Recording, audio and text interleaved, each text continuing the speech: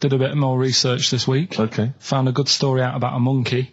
Right. Which I'll tell Ricky a little bit about it. Tell me, come on, tell it now. No, no, tease I me reckon with we it. should keep this. It sounds exciting stuff. That's got him, right? Tell us about this monkey, Carl.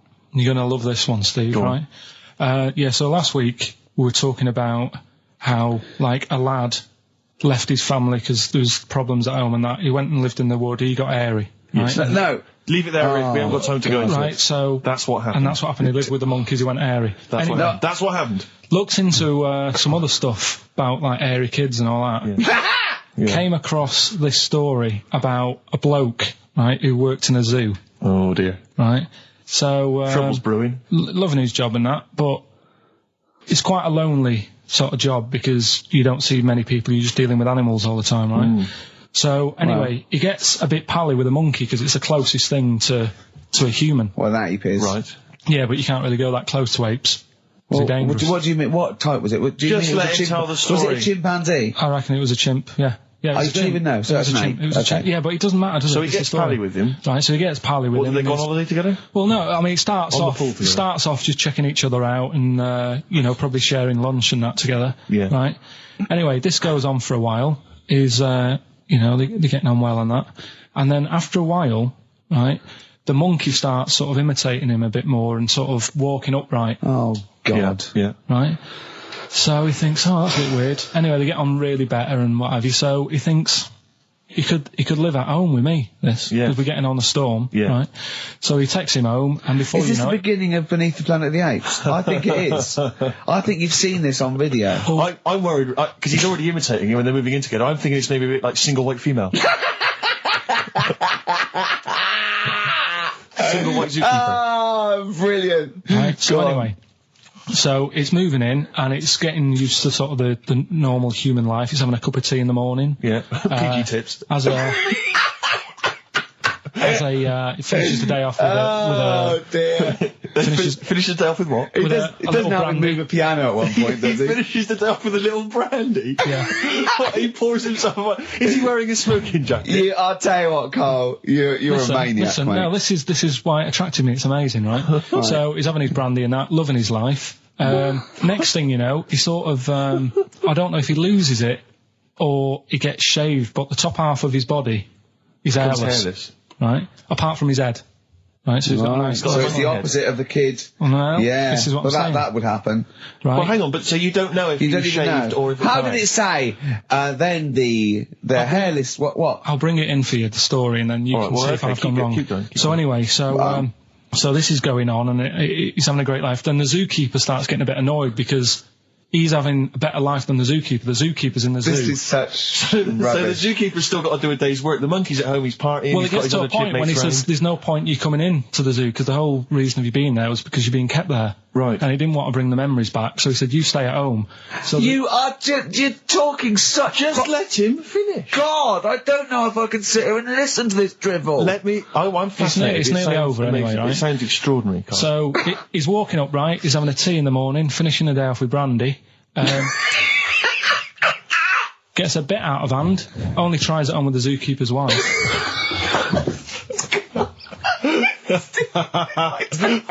Make him go away, Steve. How does he do that?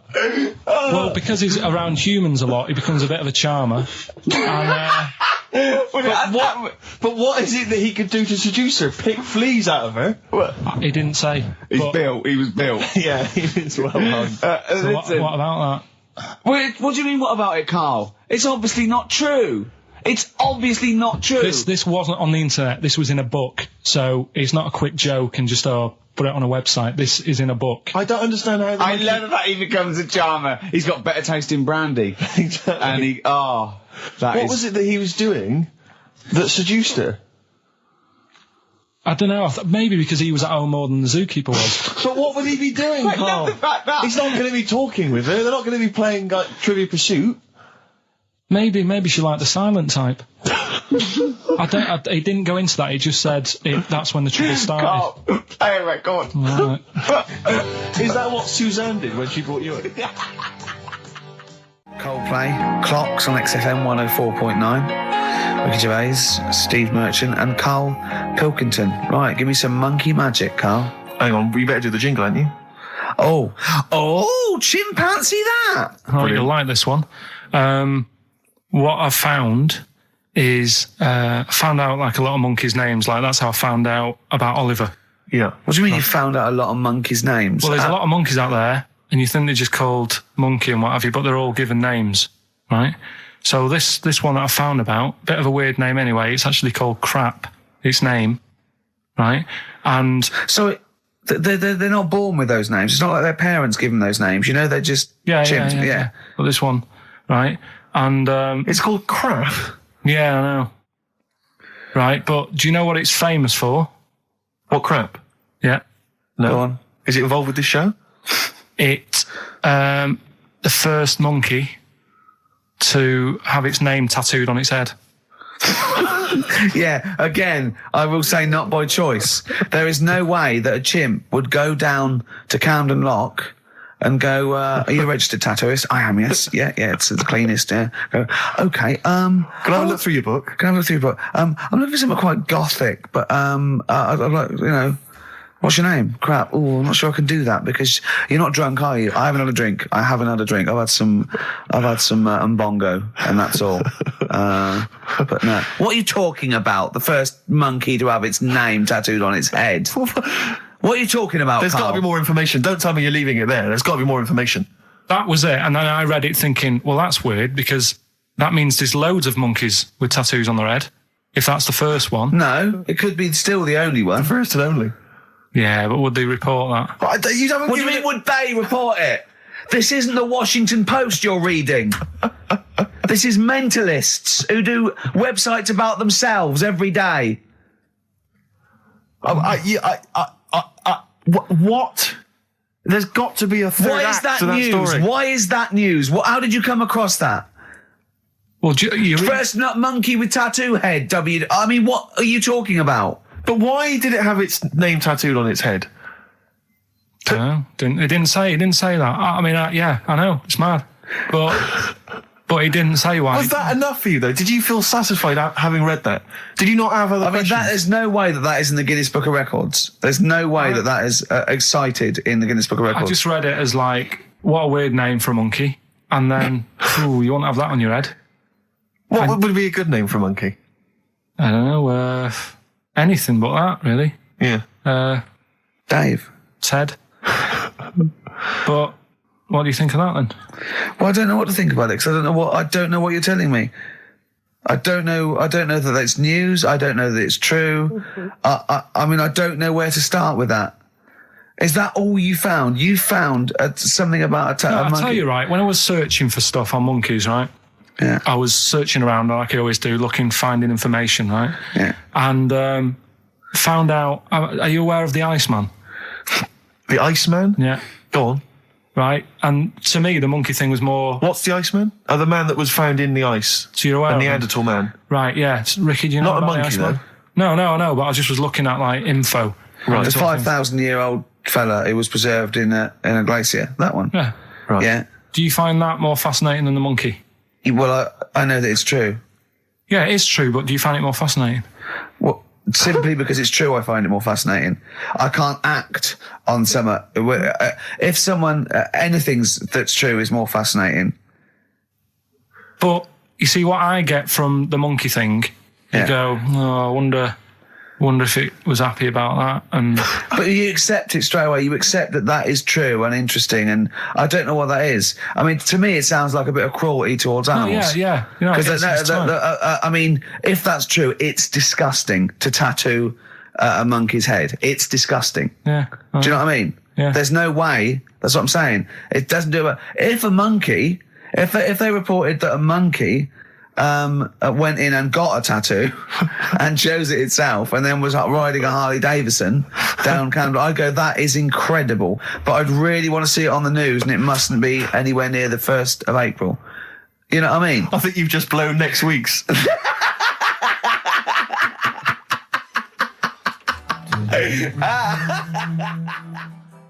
Well, listen, still to come, right? We've got the monkeys thing. Oh, chimpanzee that. And when I was out last Sunday, right, at Johnny's birthday party, yeah, Steve was there. Yeah. got talking about stuff, and a debate that we didn't really finish cropped up. It blew your mind, didn't it? Amazing. Oh, I know about this. Steve told me. This is the infinite amount of monkeys. Or a monkey with a typewriter and an infinite amount of time would eventually come up with the works of Shakespeare. Yeah. There was no debate. It's a philosophical, mathematical problem. There's no debate. It's true. It wouldn't happen. No, listen, Carl, listen. Infinity sorts it all out for you, right? An infinite amount of monkeys at a typewriter, right? They do everything. They type everything. Infinity just sorts it all out for you. There's no getting to it and they're going, oh, well, let's have a look what they've done. This one's come close. Did Romeo and Juliet. It would do it all. It would type everything ever possible, conceivable. Yeah, but... It's a mathematical... Well, we've heard your side of the argument, Rick. And I'll be honest with you, it's a persuasive one. But let's hear Carl, because he heard about this in a pub last week. Yeah, so he's got some strong What's your ideas problem with himself. it? What's your problem with it? Well, first of all, right, you're saying it's a load of monkeys. It's not just one monkey that Depends. can live forever. No, wait. It's either a chimpanzee with a typewriter with an infinite amount of time. He would eventually, by definition, mathematically, type everything ever possible, okay? Or it's an infinite amount of chimps with typewriters, and one of them will type it first time. But already that's not right. You either need to have What do one you mean? monkey. What? You mean Let's hear his employment point. laws? He What do you mean can't- it's not right? Let's hear him out, please. If it's one monkey Yeah. with a typewriter that's got loads of ink in it and that, right, at least it knows what it's done in the past. It's not... Keep going. Cry. If you've got a load of monkeys, it's like if you have too many, what's that saying about too many chefs? Too many chimps spoil the soup. Right, well, it's the same thing. It's like, well, I didn't tell you to put salt in it. I was going to put salt in it, and it messes it up. Whereas if it's just one, they know what's gone on. So what I'm saying is... just leave him go. I can't be bothered, I want to hear. I want to hear the rest. This blows my mind. He doesn't know what this does to me. It's a mathematical problem. I want to hear the rest. Well, it's just, I just don't think it will happen. What do you mean you don't think it'll happen? Infinity works it out for you, by definition. Well, what's stopping them typing the same thing again? They would.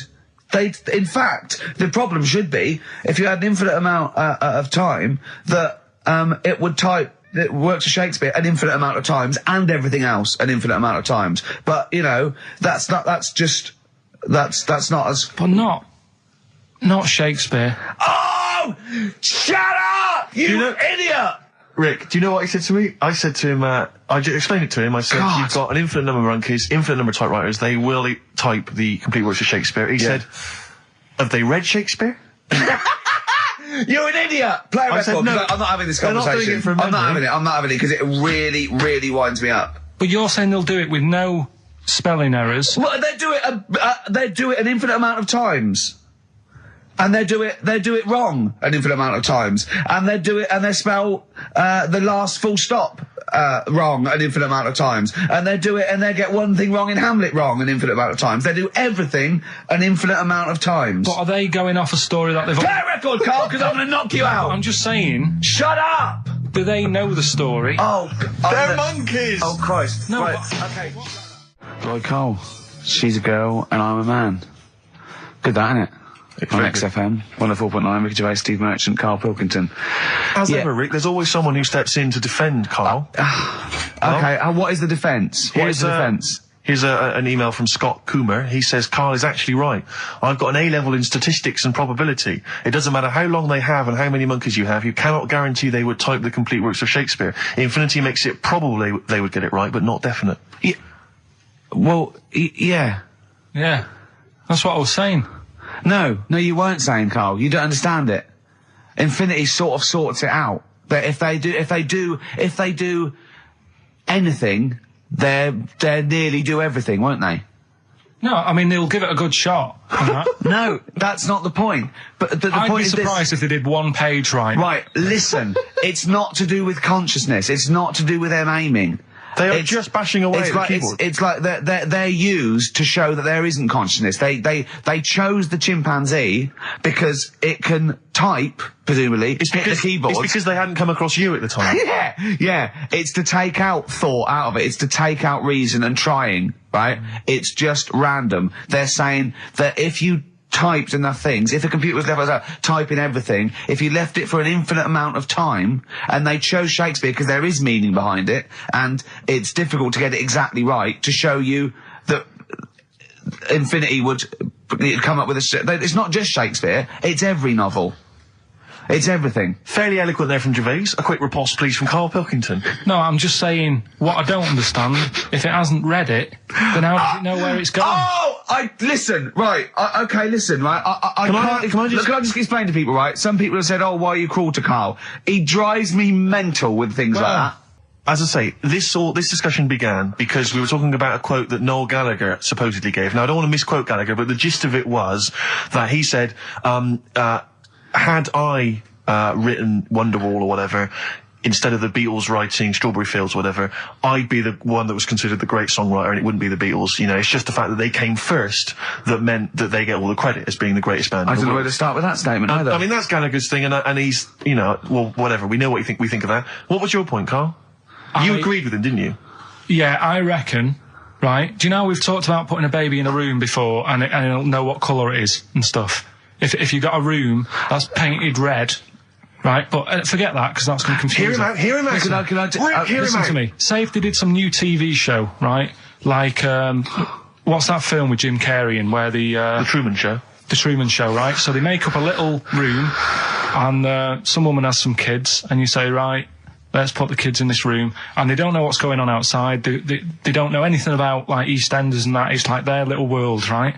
They don't know anything that's gone on. How could a child survive without EastEnders? Right, listen. So he's sat in the room, right? And then when they're all asleep, right, wait for this bit. Someone have you heard this? Yeah, bit? Wait for this bit. They're all in a room. Yeah. They're asleep. Yeah. Someone pops in, puts a guitar next to the bed, right? Nips off out again. They wake up in the morning, and one of them goes, "What's this?" They don't even know it's a guitar because they've never seen one, right? They're talking English though. Yeah. We just left guitar out of the vocabulary. Right. So there's plenty more to come. So one of them will pick it up and they'll go, "I don't know what it is," and they'll start strumming. They'll go, "That sounds good, doesn't it?" Give them a few weeks, they could come up with Hey Jude. Whereas typing Shakespeare, a monkey that can't even spell. I see that. Can't answer it. I might come with you, Rick, if that's all right. Because we've got to sort out that Christmas special as well. Yeah, no, sure. All right, I'll see you later. I'm shooting off then as well. Cheers, Carl. Go on, he's getting all stressed because I screamed. Sparky's Dream, Teenage Fan Club. I'll tell you, I'm sick of the screaming, Rick. I'm sick of that. I mean, no wonder Karl hates you, and that is the word I don't use often, but he does, and I've spoken to him in the past, and he loathes you. Monkey news. Give us one of the screams so the audience at home gets a taste of it. I'm taking my headphones off. No, I'm not going to scream. Go on, let's see what... Right, that come wasn't what you were doing. Was it worse than that? Yes! Right, come on, monkey news. It's not called monkey news. Chimpanzee, we're not going to pack all the monkey stuff in. We've got a quarter of an hour. What other show can say that? Yeah. We're not going to pack in all the monkey news. We've got 15 minutes where we can't get all the monkey information in. Right, come on. You're going to love this one. Go on. Let's have the jingle. Oh, chimpanzee that! Right, I don't know how recent this was. Oh, God. 17th century? But it happened in Hackney, right? If you're outside London, that's in a place in London. And it's this monkey that's going about Hackney, nicking DVDs. Even the monkey didn't go for videos. Even the monkey knew, well, there's no point getting on VHS. But Brad, you're on VHS. You're having it. Throw it back. Right, and there's a girl called Lisa who works in our office here, right? And I mentioned it to her because she lives in Hackney. I said, you familiar with this?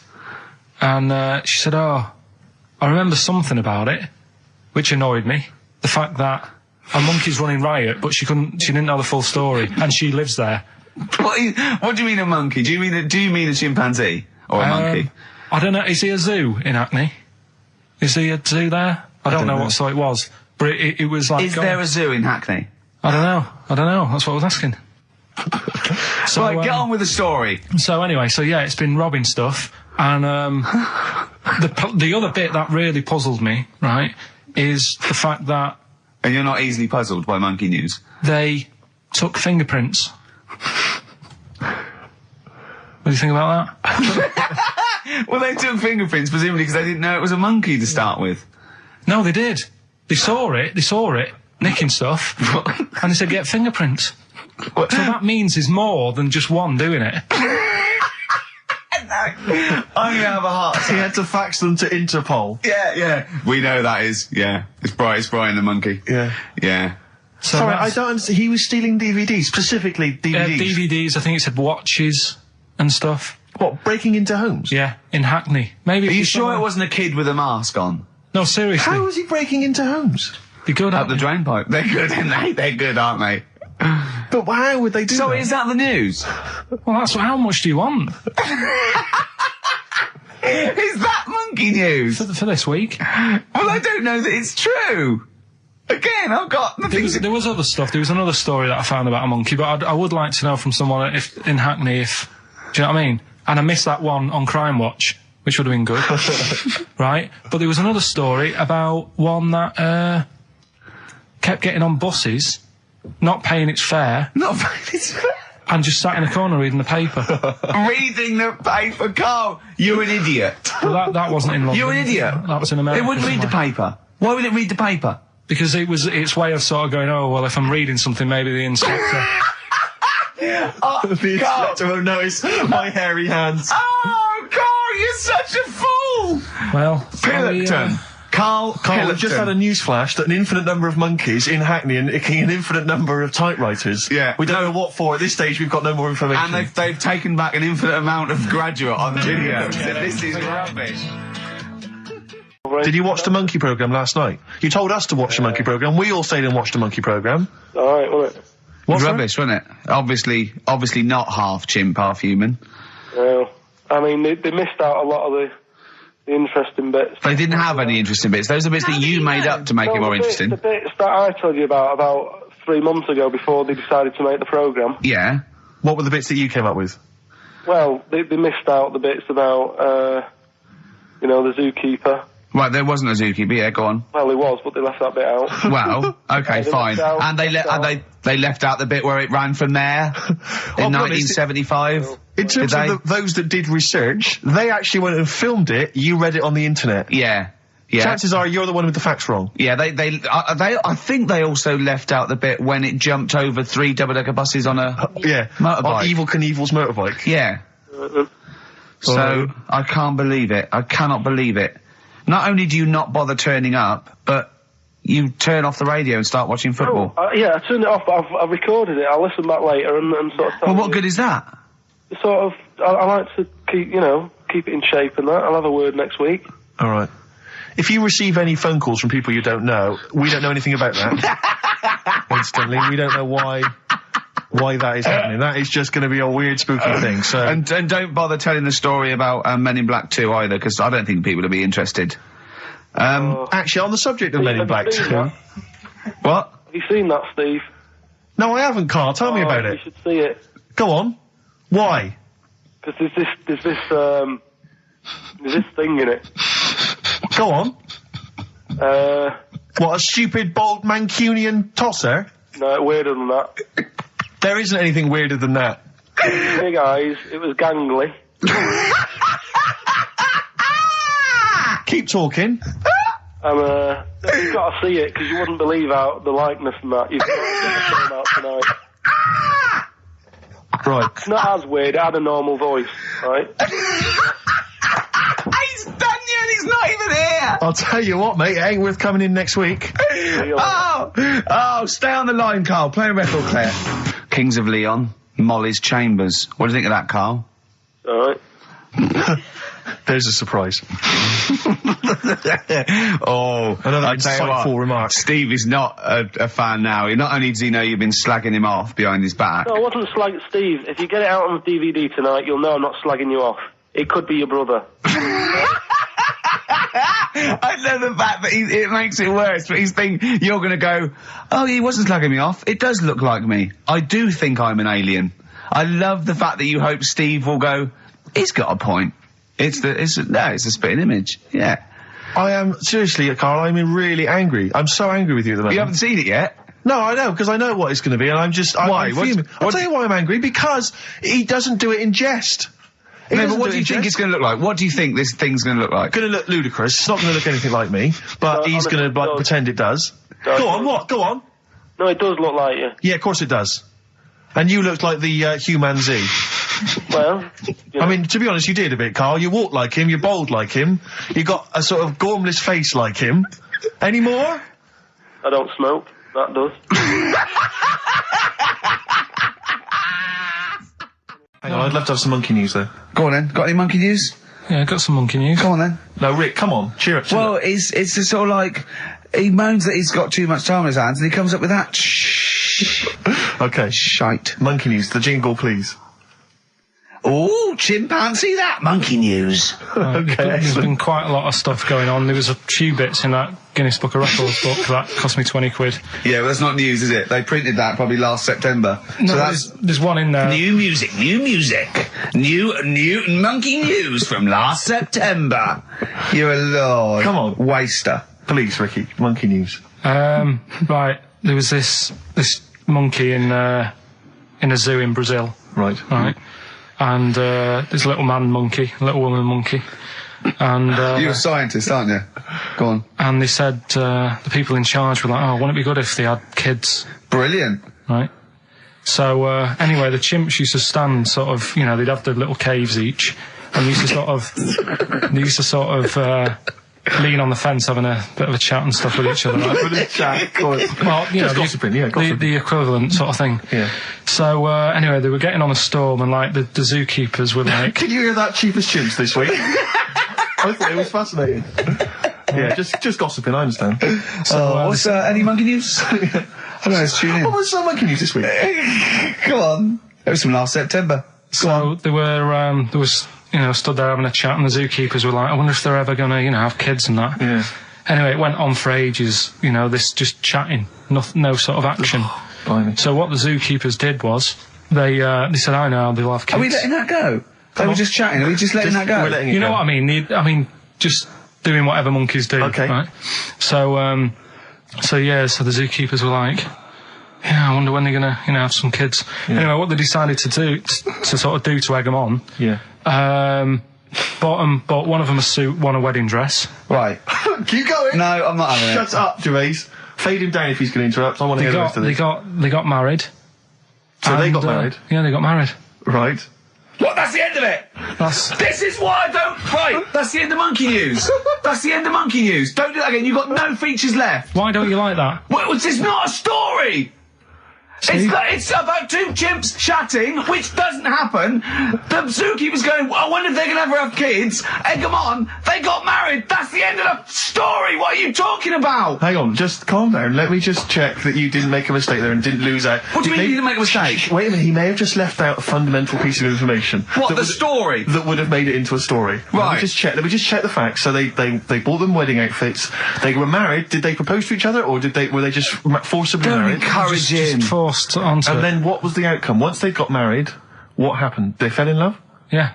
What? Whoa. It's not a marriage, Carl. Be quiet. It's not a real marriage. I don't know what you've got in your head. It's like the head of Homer Simpson. I'd go in there and there'd be a wedding reception and there'd be a couple of fights and they'd be talking about stuff. They got married. They fell in love. Did they have children? They're not back off the honeymoon yet. Play a record. You got no features left. You got one feature left and come back to the film. Hoo, it won't do. Listen to the Gallagher Boys and stop crying your heart out on XFM 104.9. No need to. It's monkey news. So that is the time. Time for monkey news. Can we have the jingle? Oh, chimpanzee, that monkey news. I love the jingle. Right, well, Can we play that jingle once more? Yeah. let me cue it up. So, chimpanzee, that monkey news. Oh, it's brilliant. Well, listen, it's from Steve. Okay. Right? Now, what it is this monkey, right? Yeah. Don't know where it was. Mm-hmm. But there's a bit before the monkey anyway, right? Jeez. Is this, no, listen. Shoot me. Right? It's a bank. There's this bank, right? Busy bank. Normal day, everything's going normal, right? Busy bank, people going in, doing what they do, seeing about mortgages and stuff. Yeah. Everything's normal, everyone's happy, right? Yeah. So anyway, it's quite busy one day. Fella comes in with a gun and a balaclava on. Up to no good. Right, I'll tell you now, Carl. If this fella turns out to be any ape or monkey related species, You're never doing this again. You're never. So just, if you want to finish it, it's at your own risk. But if this fella who robbed the bank turns out to be a chimpanzee, that's the end of Monkey News. All right. Okay, let's hear the end. It's a lovely day in a lovely bank. Everyone's happy. Everything's normal. A man comes in the balaclava. Man comes in. Is it a man? Starts waving a gun around. Shut up, Rick. Let him finish the story. Starts waving a gun around. Yeah. Right? Up to no good. So everyone's thinking, oh, God, wish I didn't come in here. It's not going to be a good day. How tall is the man? Shut up. Let's hear it. Everything, oh, God. He's telling everyone to get down on the floor. Yep. In what, in English? In English? Yeah. In English. So. Yeah. So everyone's panicking. Everyone's getting on the floor thinking, this is it. This is, it's all over. Yeah. Just when you think, it's all bad news. Yeah. It's all bad news. Doors swing open. Little monkey wanders in. God, it's worse. Shut up, Rick. Little monkey wanders in, right? The robber's like, what's going on here? He's telling it to get down on the floor. I don't think it was taking any notice. No, right? it was just busy asking for coffee. It runs in. I don't know if it was going to withdraw or deposit or whatever. It wanders in, right? Goes up to the robber. Where did it come from? Shut up. Will you let him finish the story and then ask questions? That's only fair. Okay. Wanders in. Runs up to the fellow with the gun, takes the gun and the bag of money off him. Everyone's like, yay, we've been saved. Then the monkey starts backing out with the gun and the money. Shut up. Sit down and I'm not having this. And Here's the end of the story. It does a runner with the money and the gun. No one's seen it since. You are an idiot. I mean, you have said some stupid things in your time. What are you talking about? It's a story that happened. No! What are you talking about? What do you mean it backed out? It came in, was it an accomplice? Was it an opportunist monkey robbery? What are you talking? Think, Carl. Think. I know it's mad. That's the idea of Monkey News. We're telling people how monkeys are pretty, they're mental. They're up to no good. What do you think? They've never seen the monkey since. What, did he have a getaway car waiting? Did he swing his way to freedom? Where was this? There's no details. Don't talk rubbish. Well, Steve emailed it in. He's got it off the net. And the funny thing is... Can I see it? Have you got the information there? Yeah, the funny thing is, it wasn't just him who sent it. I had that a couple of times. So a few people obviously read the story and said, that'll be good for Monkey News. It doesn't say anymore. It doesn't say if he went off to Spain. It doesn't say, if he's on Crime Watch. Yeah. It doesn't say any of that. It's just saying that's what he did. That's the story. And that's what Monkey News is about. I've heard that they're making a movie version with Phil Collins. So I look forward to that and Judy Waters. So that's this week's Monkey News. If you've got any, if anything's happening don't bother. In your town. That's the end. No, that is the end. That's the end of Monkey News. No more Monkey News. This is bit of Queen. It says it here in this email, Rick. It's got to be true. Right. So that seems right. Oh, chimpanzee that Monkey News. Right. Now, before and again. Go on. Oh, chimpanzee that Monkey News. Brilliant. Right. Right. Before I went away, I told you about Alfred. He was the monkey where there was a robbery going on in a bank. And then he nicked the robber's loot and backed out with a gun. Yeah, he sort of stole. He robbed the robber, didn't he? Yeah. Did he take his gun as well? He took the weapons. He took all the weapons. There was like a couple of robbers. He managed because they were so amazed that a monkey was coming in. It was like don't talk shite twice. Right? Anyway, got a follow up to that. Okay. Now, what was that monkey's name? Alfred. That was Alfred. So anyway, because a lot of people wanted to know, well, what did he do? Did he go off and have a holiday? Did he? No. Right, so the follow up is, what happened is the monkey had the guns, had the cash, which was $250,000. Sure. Right. It went back to the zoo. Right. All right, Carl, you're talking shit. Ricky, I get angry with you when you won't let him finish his Monkey News. Right. Can we just get out the official Imagine thing? if people were interrupting Trevor McDonald. It wouldn't happen. I want to make sure I don't get anything wrong. No, of course not. Check the internet. So the monkey goes back to the zoo, right, where all the zookeepers come out and go, get him. He's got the guns. Yeah. He hands out a couple of guns to his mates, What? His monkey mates? His monkey mates. So they've all got a couple of guns each. Oh, Carl, Steve, I can't, mate. I cannot stand it. Honestly, I want to scream. Please, I really get annoyed with you. They tried to do him a deal. They said, how about if... I'm going. Tell him that. I'm not going. No, I can't. Step out for a minute. Okay, we'll just do it. Look, don't listen. Step out and I'll paraphrase what I hear for you when you come back in. Step out. Now, please, I need to hear the end of this. This is monkey news. This is important stuff. Right, Ricky now has left the room. He cannot bear to hear, which is surprising to me. Right, so anyway, so yeah, they've got the money, and they say to the zookeepers, how about we give you some cash? Yes. And they go... Oh. Sorry, hang on. Sorry, the zookeeper said that to the monkeys? Yeah. Right. No, the monkeys who have got the £250,000 right. say to the zookeepers, we'll sort you some money out if you let us go. Sorry, the monkeys say to the zookeepers... We'll give you some money. Yeah. You don't see any problem with that? Right, listen. Okay. It's nearly finished. Right, I'm listening out there. This is ridiculous. What do you mean the monkeys say? What do you mean the monkeys say to the zookeeper? They were probably holding the money out, like kind of going, look, we'll do your deal. Right, okay, come on. And what happened is, I think they were happy with that. I think they left, and that was that. They wanted to get out of the zoo because they didn't like it in there. There's the thing. Right, I don't... Just have a look. Right, Carl, think. Right, how did they get out in the first place, this one? Just let Steve have a... So why did he go... So he went and robbed... He thought... he knew there was going to be a robbery that day, did he? He might have been getting some money before they went to escape, and then that happened and they had more money. They might have been withdrawing some stuff out. What do you mean? If he was planning on leaving the zoo, he's going to get his savings. What are you talking about? What have you read there, Steve? I've got a feeling this is a review of one of the Planet of the Apes films. I think it's Escape from the Planet of the Apes. I'm not certain. It could be Beneath the Planet of the Apes. Right, Carl, think. Please think, right? So this monkey, right, he leaves the zoo, right? So he leaves the zoo, which he can do, presumably what? They leave him the keys or what? They're chatting to him, they might as well.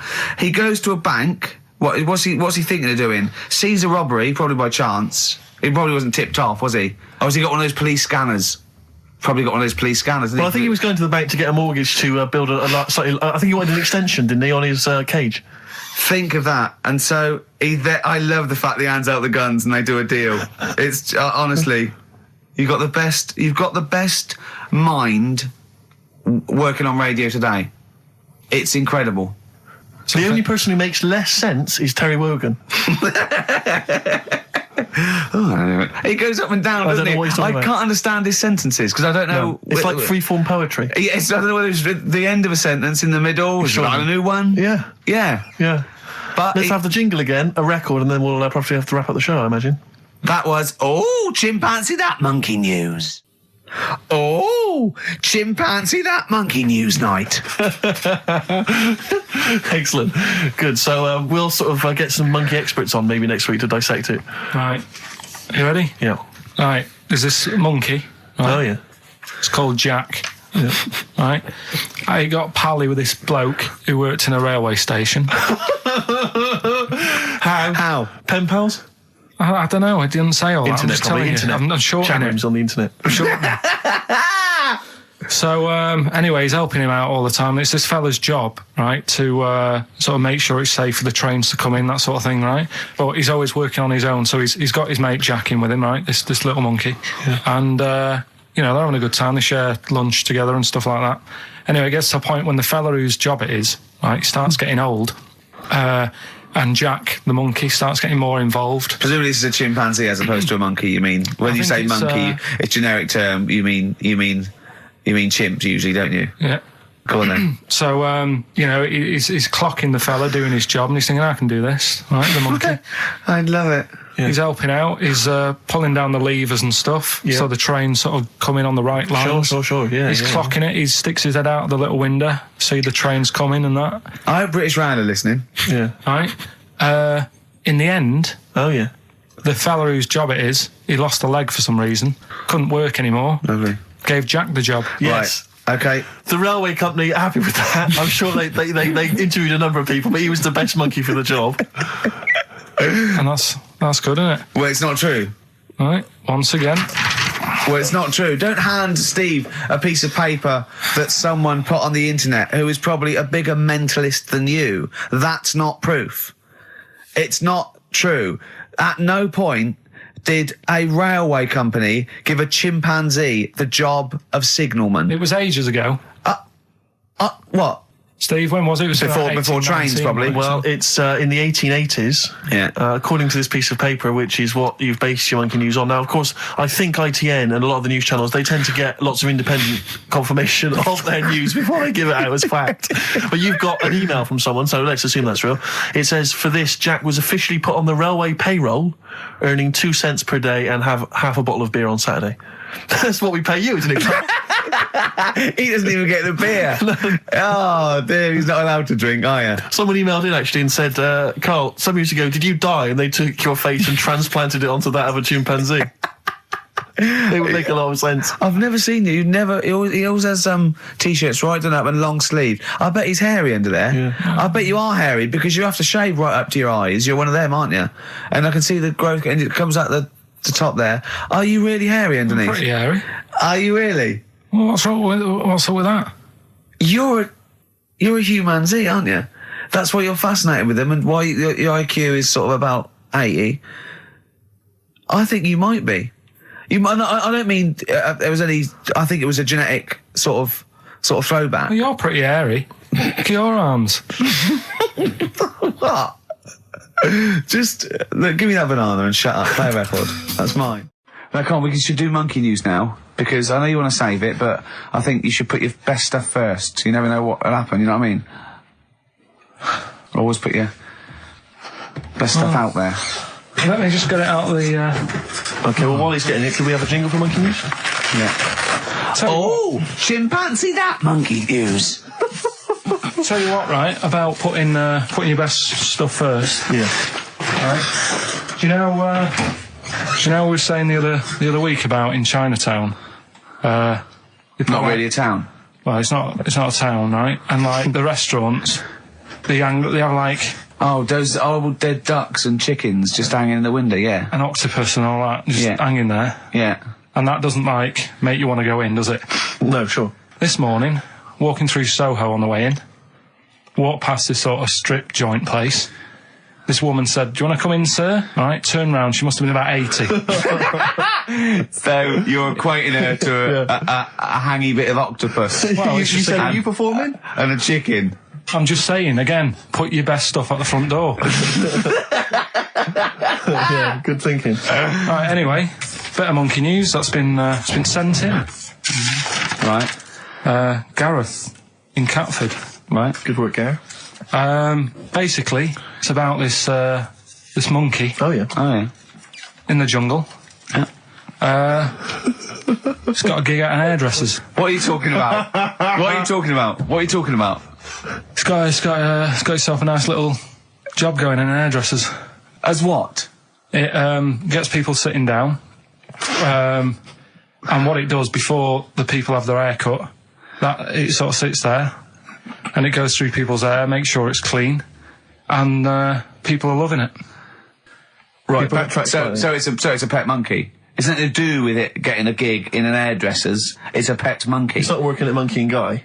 Yeah. No, seriously, it's in there. I think it might have started off as a job, and then. So what does it say? It says junior £15, stylist £35, monkey £63. So I didn't quite follow. It's in the jungle. It was wandering about.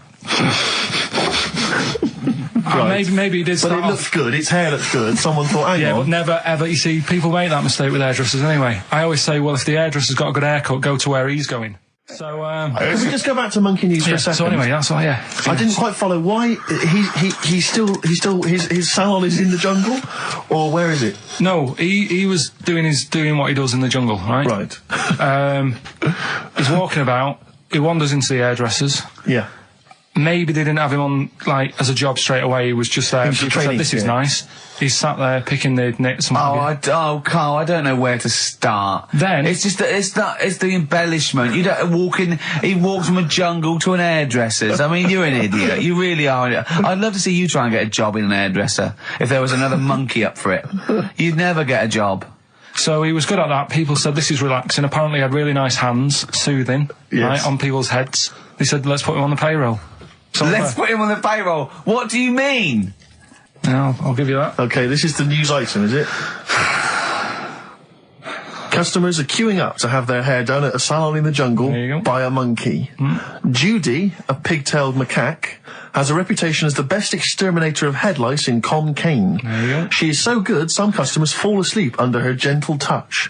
Regular Amporon Chekema said, Judy's hands are so soft and gentle, I really feel I can relax. But you know that is doing what it does naturally. It's looking for, like, salt and stuff in the hair. Yeah. And nits. It's not on the payroll. It doesn't complain about when it gets deducted at national insurance. It's not part of the union. Yeah.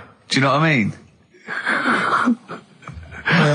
But a good monkey news, you know, backed up with good tabloid journalism. With solid evidence there. So Now I think maybe we should start marking the monkey news, Rick. I don't know what you think. Giving it marks out of 10, maybe.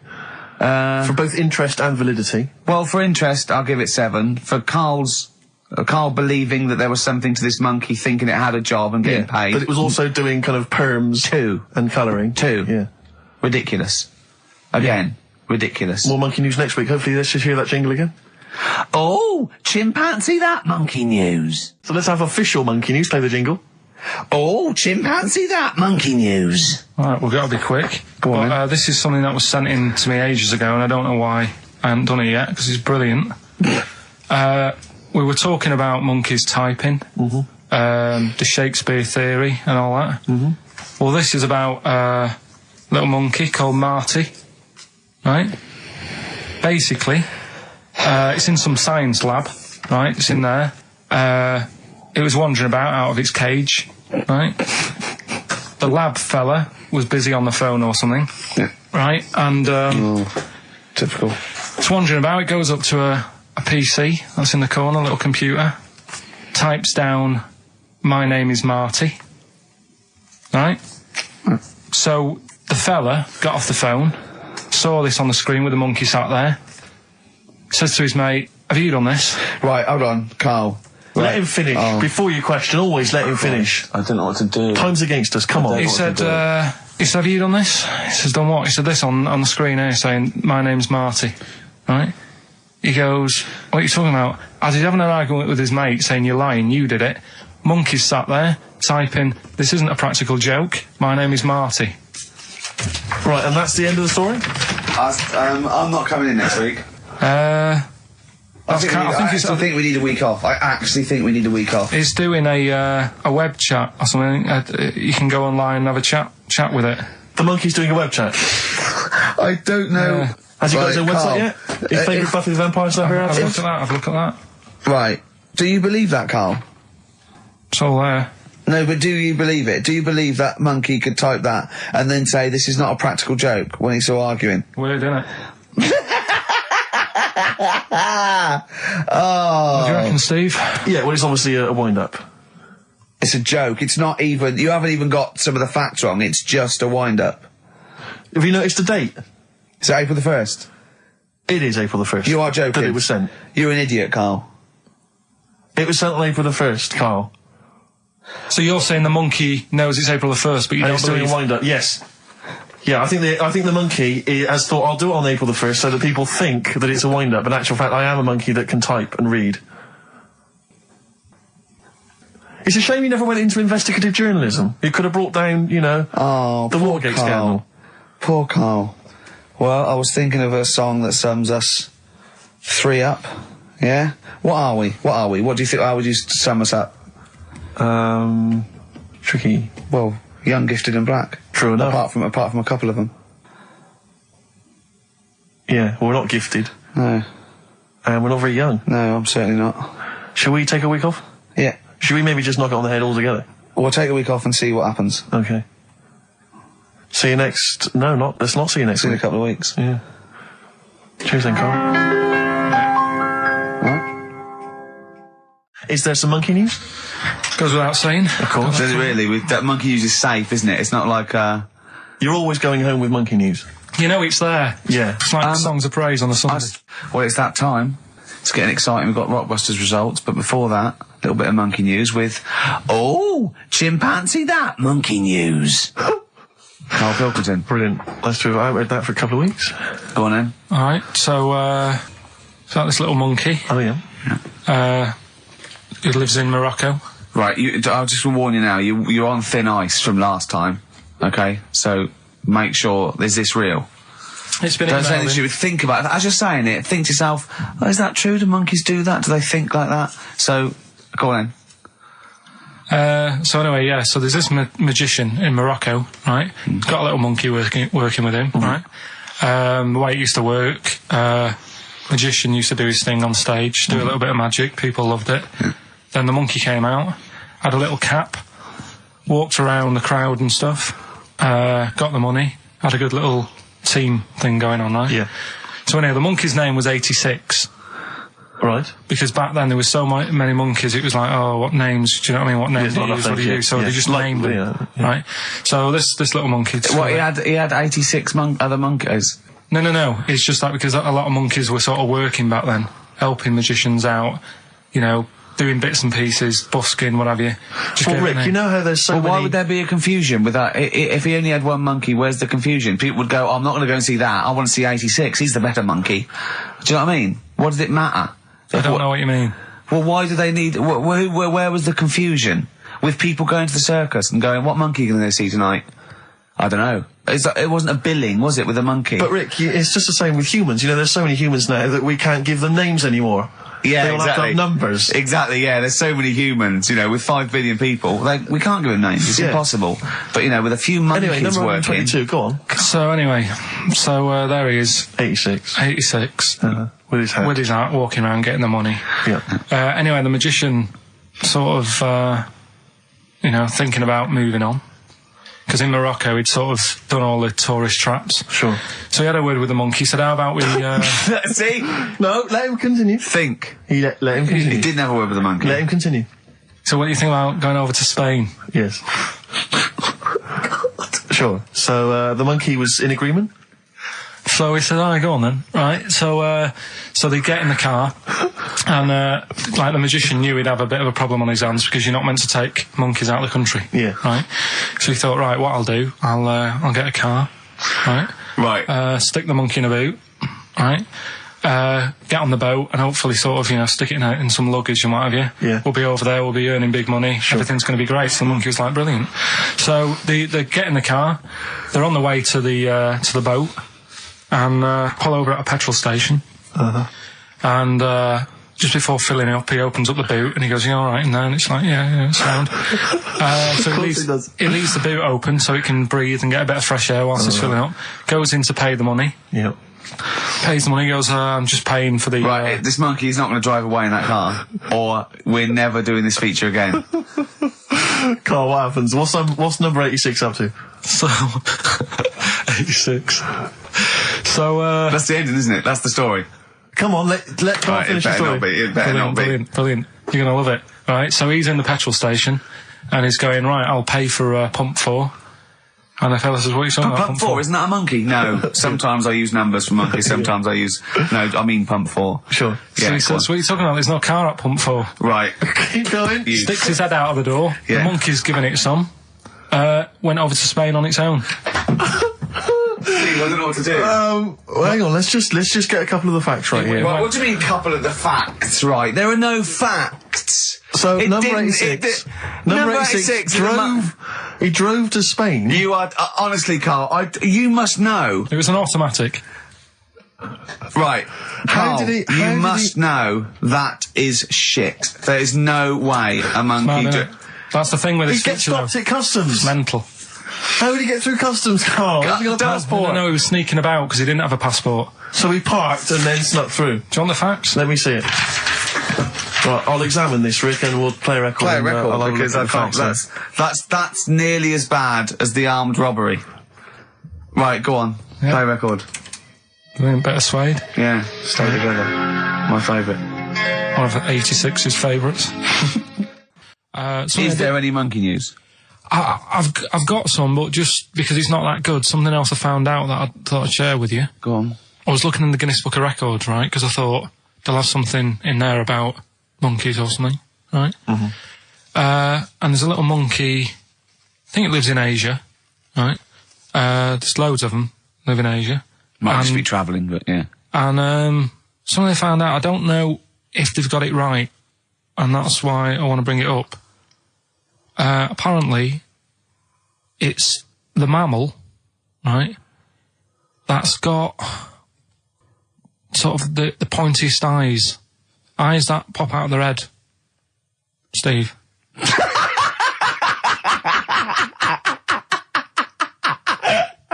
Now,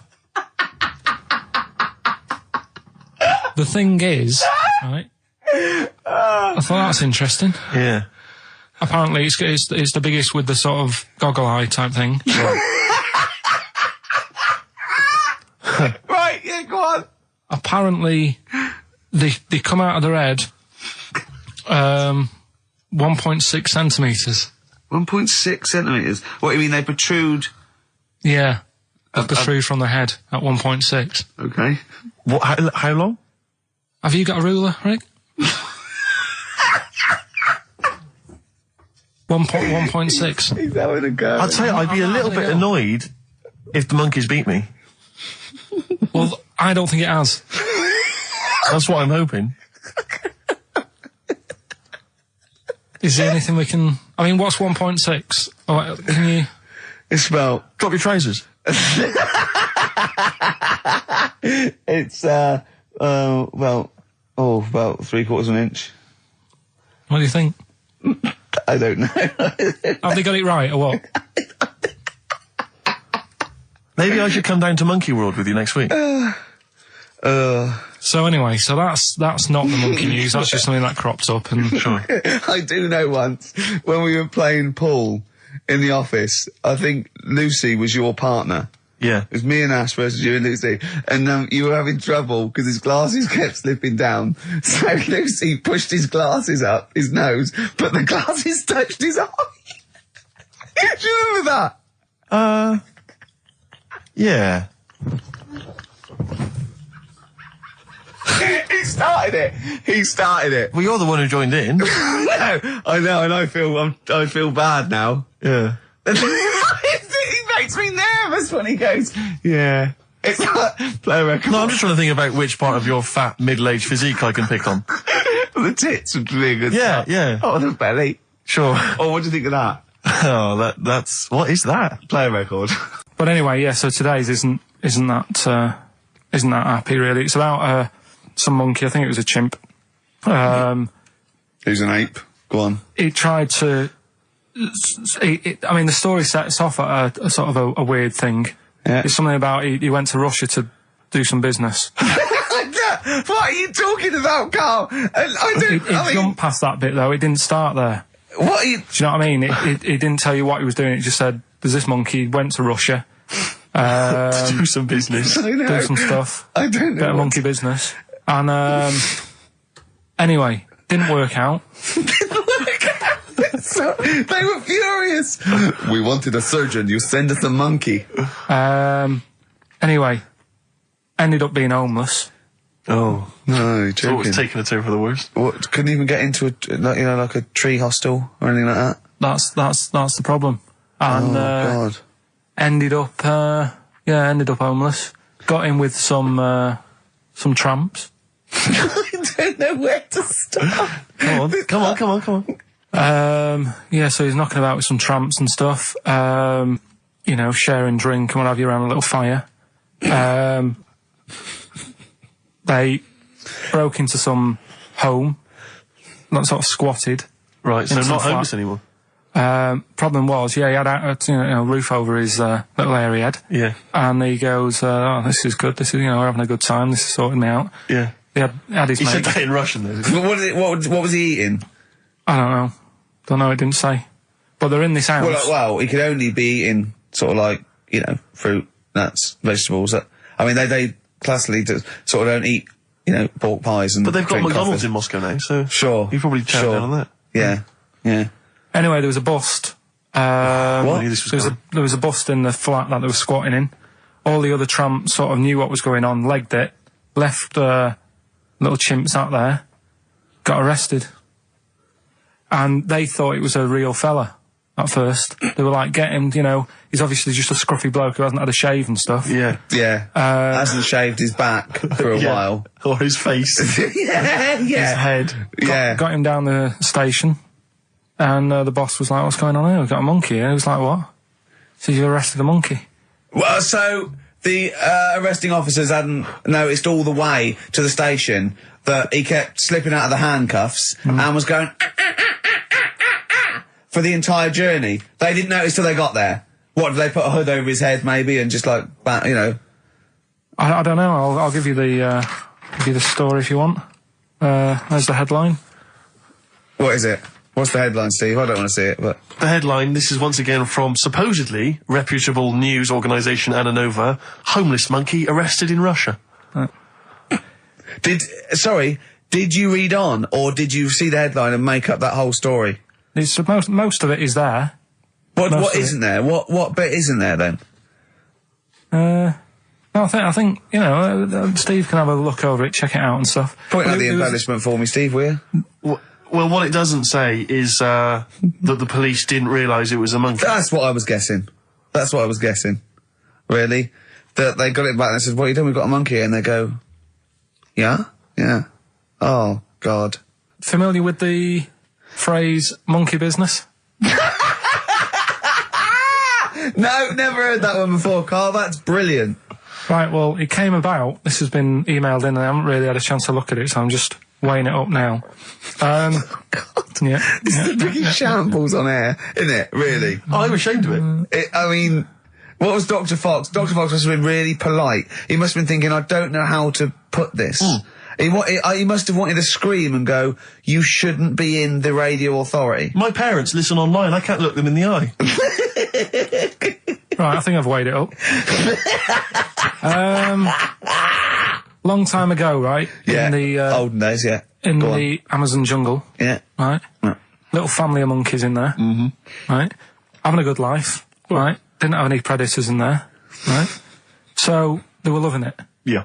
They had a load of food around them. They had loads of banana trees. Yeah. Right? No, I don't think so. No, they did. Sorry. Everything's going great. So, they're happy in that. They go to bed. Okay. Wake up in the morning, load of bananas gone. Oh, hang on, interesting. Hold on, wait a minute. So... Either your dad's been around, or... This isn't the great Amazon banana robbery, is it? So anyway, turns out it was another load of monkeys from another part of the island, from the rough bit. From the rough bit! I love it! They wandered into a middle-class area. They're the ones with the earrings and the leather jackets. Oh, that is brilliant! From a rough part of the island.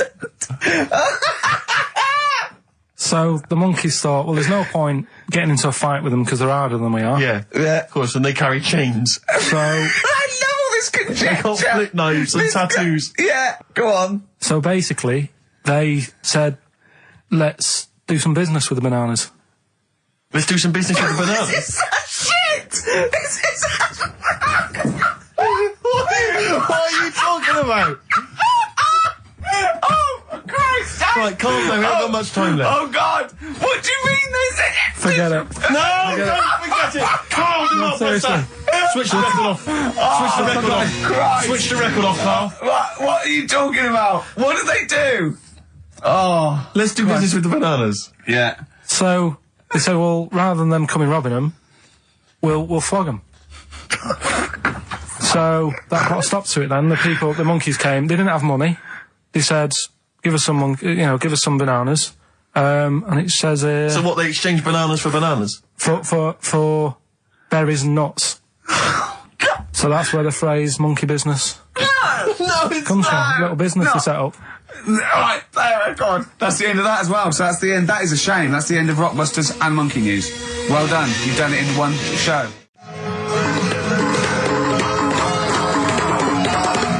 All chimpanzees at Monkey News! That was the Christmas song. Remember them dissing all over the place as usual? Absolutely. Dissing all his mum and everyone. Yeah, it's a little bit Christmas. of cussing in there, which they bleeped out, thankfully. Carl's in a bad mood already. He's been in about 3 minutes and he's in a bad mood, getting stressed. If you can't hack it, leave. What's the matter with you?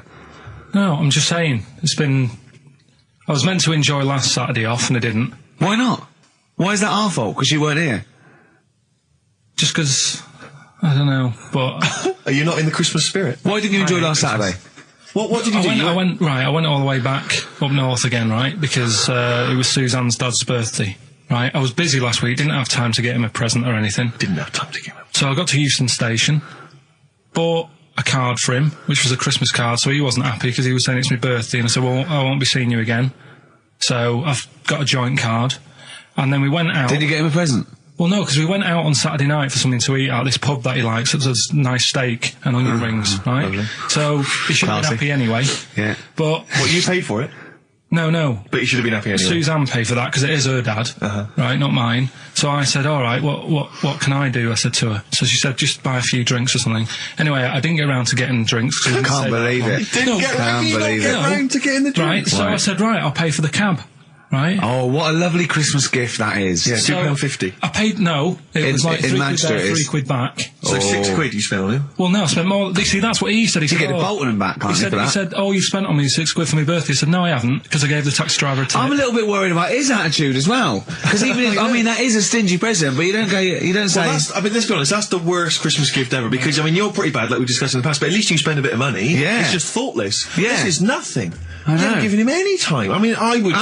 And I knew my demographic. They loved it, my family. the They couldn't scratch believe card. their luck. You know. Well, a tenner. You spent a tenner on him. Well, the cab fare was £6. But the thing is, I don't think he's saying that. I think it's the fact that this is like, you know, frittering away and Well, it's kind of thoughtless, isn't he it? would have loved to, I'm sure he would have been appreciative of a lovely £10 gift that you cared about and bought. A book he probably likes, Fly Fishing, doesn't he, by J.R. Hartley. If you'd have bought that, he'd have gone, that's what I was looking for. Or what I was looking for, Carl. Bloody hell, Carl, you little bald twat. That's just what I wanted. So, alright, so just calm down. So what have you got planned for Christmas? Is this what, I mean, are you doing the same approach with Carl, Suzanne? excellent. You've paid me milk bill for this week. That were nice. I'm spent this year. So have you planned anything for Suzanne, or are you just... Yeah, I'm taking her out Christmas Day for something to eat. Well, does she know that? Was that? She's working today, so she, you know, so... Right, okay. So what Christmas gift have you got? That's it, I'm taking her out. What, you haven't got a present? No, because we spent a lot Don't this forget, year. that's half yours, though. You're not going to just be sitting there watching her eat, going, oh, I'm hungry, but I spent all. You're going to be eating as well. That's half yours. So she's got nothing to unwrap. He's like a cat who's been hit. She's got nothing to unwrap. There's nothing. She's going to hand something over to you, because I've met the woman, she will. She'll hand something over, you'll open it, you'll love it. Right, I might get something today. You shouldn't take me to begrudgingly persuade me to do it. God. Yeah. Right, so... Yeah. Well, I'm gonna try and stick in some Christmas songs. We're not playing all Christmas songs, but I brought in a couple. So this is Christmas, John Lennon, The River, Joni Mitchell, Fairy Tale New York, one of the best Christmas songs ever. Oh, what about a bit of Pretenders? That's a good one, 2,000 Miles. Let's hear it. It's the best of. You've been voting in all week, sending your emails. So here's the clips that you wanted. Karl Pilkington in the chair now. The talked about the acclaimed Educating Ricky. Right, well, just in case anyone's new, doesn't normally listen. Yeah. Basically, I'm educating Ricky. Yeah. Do a bit of research in the week, find stuff, news, history, anything that's interesting. 3 stories, I give them a nice little headline. You take your pick. Yeah. Between now and 3, you're going to learn 3 things. Yeah? Yeah. So, the headlines are... I'll be no buying one of them. Give us that again. I'll be no buying one of them. Nice, okay. Yeah. We've also got hippopotamus. Okay. Okay. And can you believe it? Can you believe it? Well, I'm going to go for hippopotamus. Hippopotamus? Yeah. Right, well, this one, it's... I'm not going to take the credit here. I heard Christian talking about this on breakfast, right? Because it's a good story that happened. Basically, I don't know if I told you about it last week when we were having our spaghetti, but I think you did. Right, I know what it is. I know what this is. Okay, I've not heard this. Right, there's a little midget. Right, there's a circus, I'm loving it already. circus going on somewhere. I think it was in America. And Is that present day or old times? I'm talking like in the last 3 weeks. Okay. Right, little midget. Circus, really packed out show. People are loving it. Right, Steve, you're asked the same question I did. I know. So there's little midget jumping up and down on a trampoline. What circus is this? Right? I pay good money to see it. So everyone's clapping and he's getting carried away. Because he can't believe he can't believe they're loving it. I didn't know they'd like a little person on a trampoline, but they love me. But you know what it's like when if there's a crowd of people sort of encouraging you to sort of go higher and stuff. Yeah. And I'm sure he knew it was getting out of hand. But he was jumping and he was coming down, they're all going higher, and he's going really high in the air, right? So he's doing this, crowd are clapping. There's a hippo, right, just sat next to the trampoline getting ready to come on and do his act. Oh, right, I thought he was in the audience. There's a hippo getting ready to do his act, Steve. Yeah. So he's a ventriloquist. What do you mean he's sitting by the trampoline waiting to do his act? Because why does he sit in the dressing room and they go, 5 minutes, Mr. Muss, 5 minutes, Mr. Muss. So anyway, right, so the hippo's there. He's getting annoyed because the midget's He's going, how can I follow this? How can I, this is really annoying. They're going to be, no. So he's thinking, he's already done the trampoline, my pogo stick out, he's never going to work. Yeah, go on. So there's a hippo waiting. See, it's a great story, and I just know he embellishes it or it gets slightly wrong. Go on. So there's a midget jumping up and down. The hippo's getting annoyed. The crowd are going mad. The midget's loving it. Can't believe his luck. Although you think he probably knows he's dicing with danger. Yeah. So next thing you know, they're all saying higher, higher. He gives it one big, like, heavy sort of landing on the trampoline. Goes really high, but goes off at a funny angle. Oh, hypotenuse. Okay. Yeah. And sort of flies out. Hypotenuse! Sure. Flies off at a funny angle. Ooh, dear. Hippo's there, swallows him whole. Crowd are clapping, thinking that's why the hippo was waiting there. Rubbish. Rubbish. It's not rubbish though. But no, maybe there was an accident in a circus with a midget and a hippo, but at no point was this hippo waiting to go on, going, come on. The midget flew off at hypotenuse and landed in the hippo's mouth and was swallowed whole. This is what you embellish it. That is great. And what's I that? have to say though, Rick, when I heard midget, trampoline, hippopotamus, I was thinking accident waiting to happen. Yeah. So. Yeah, maybe. I mean, it is that you should never put those three together. Never. It's a recipe for disaster. Everyone knows that. Midget, trampoline, hippopotamus. Are you mental? You're asking for trouble. Well, you know when he told me it, he said, and the midget, he didn't mention the hippopotamus, and he said the midget went on, and soon he fell off, and the hippo ate him. And I said, sorry. What was the hippo doing there? He went, it's a circus. I've never heard of a circus having a hippo. No, what do hippos do? What can they do? You can't train them, can you?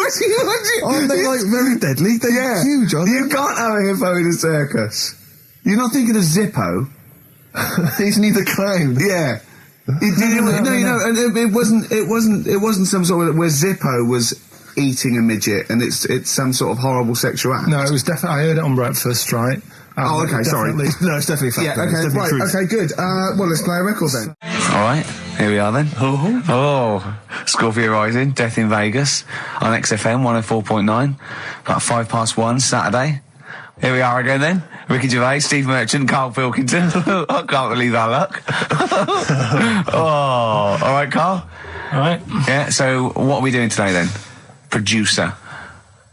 Right. Well, Oh, sorry, I always laugh instinctively when I hear Carl's name and that word. Yeah. associated.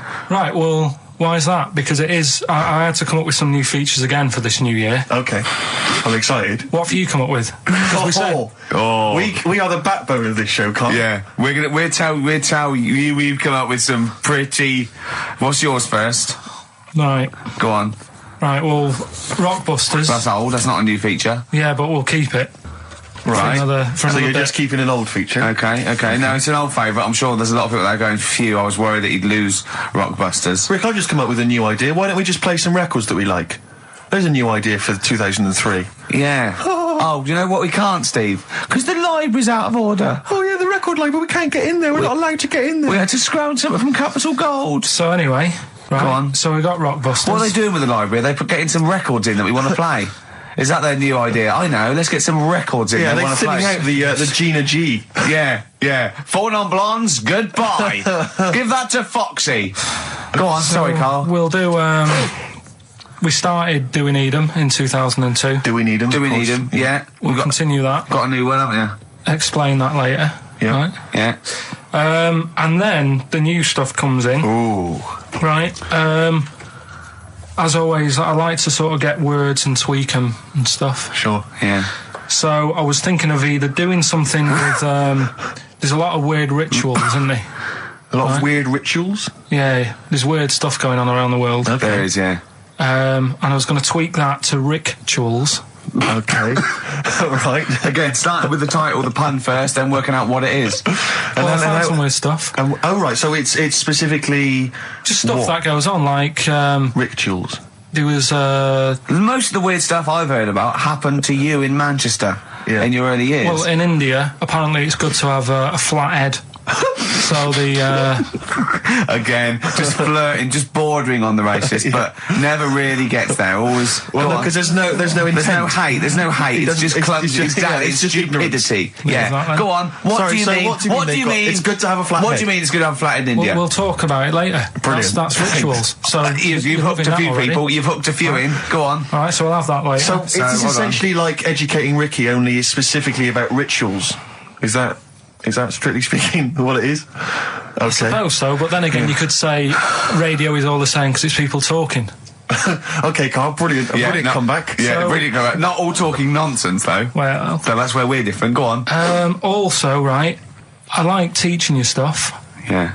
And you've done well. So what I'm thinking is, rather than just touching on a topic, sort of giving you a few bits of information on one See, topic. this is what I'd like to do, because the last thing you taught me, I remember, was there was a blind girl, she hit her head and she could see, and that's all I got. Yeah. So if you could go into that a little bit more, that would have been educating me. Well, today we're featuring stuff on World War 1 and 2, right? Oh. So that's that little title for all this little thing is, what do you think of that then? What do you think of that then? Play a record. So that's Rick, that. I've just thought of a joke. Go on. What's the similarity between Lord of the Rings and this show? They're both rubbish.